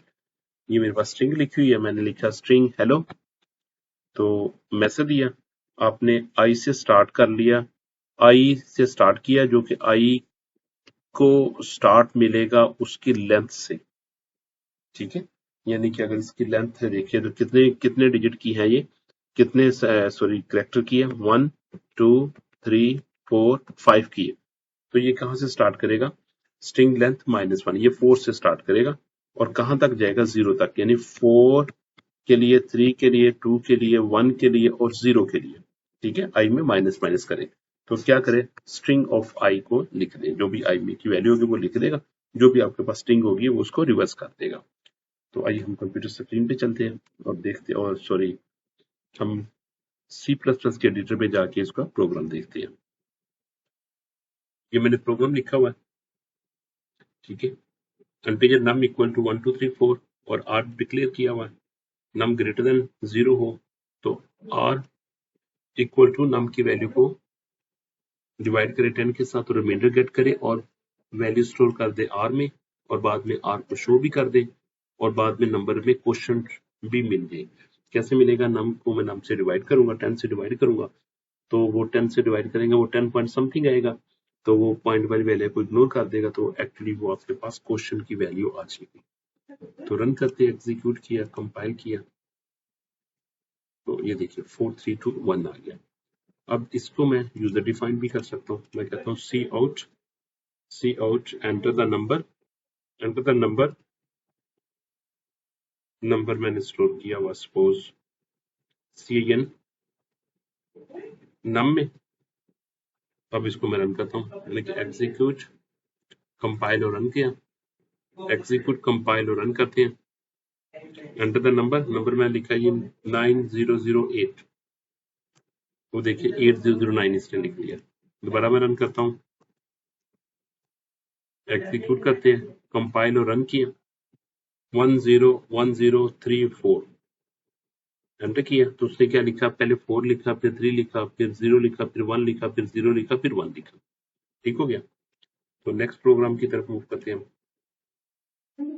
एग्जीक्यूट किया, कंपाइल किया, तो देखिए वो स्ट्रिंग को उसने रिवर्स कर दिया, ओ हेलो को HELL को रिवर्स करके उसने लिख दिया। हम इस पे यूजर डिफाइन भी कर सकते हैं, स्ट्रिंग ले सकते हैं, ठीक है। यहाँ पे मैं कहता हूँ स्ट्रिंग, यहाँ पे मैंने लिख लिया CIN STR, तो इसको एग्जीक्यूट और रन करते हैं, कंपाइल और रन किया, यहाँ पे मैं लिखता हूँ वेलकम, जब मैंने वेलकम लिखा तो उसने उसको रिवर्स करके लिख दिया EMOCLOC, ठीक है। और दोबारा मैं रन करता हूँ, कुछ ऐसे करेक्टर भी होते हैं, कैसे स्ट्रिंग भी होती है जो प्लेनड्रम होती है, CIVIC सिविक, तो वो क्या करेगा, रिवर्स स्ट्रिंग सिविक, रिवर्स भी वो सेम आएगा, ठीक हो गया।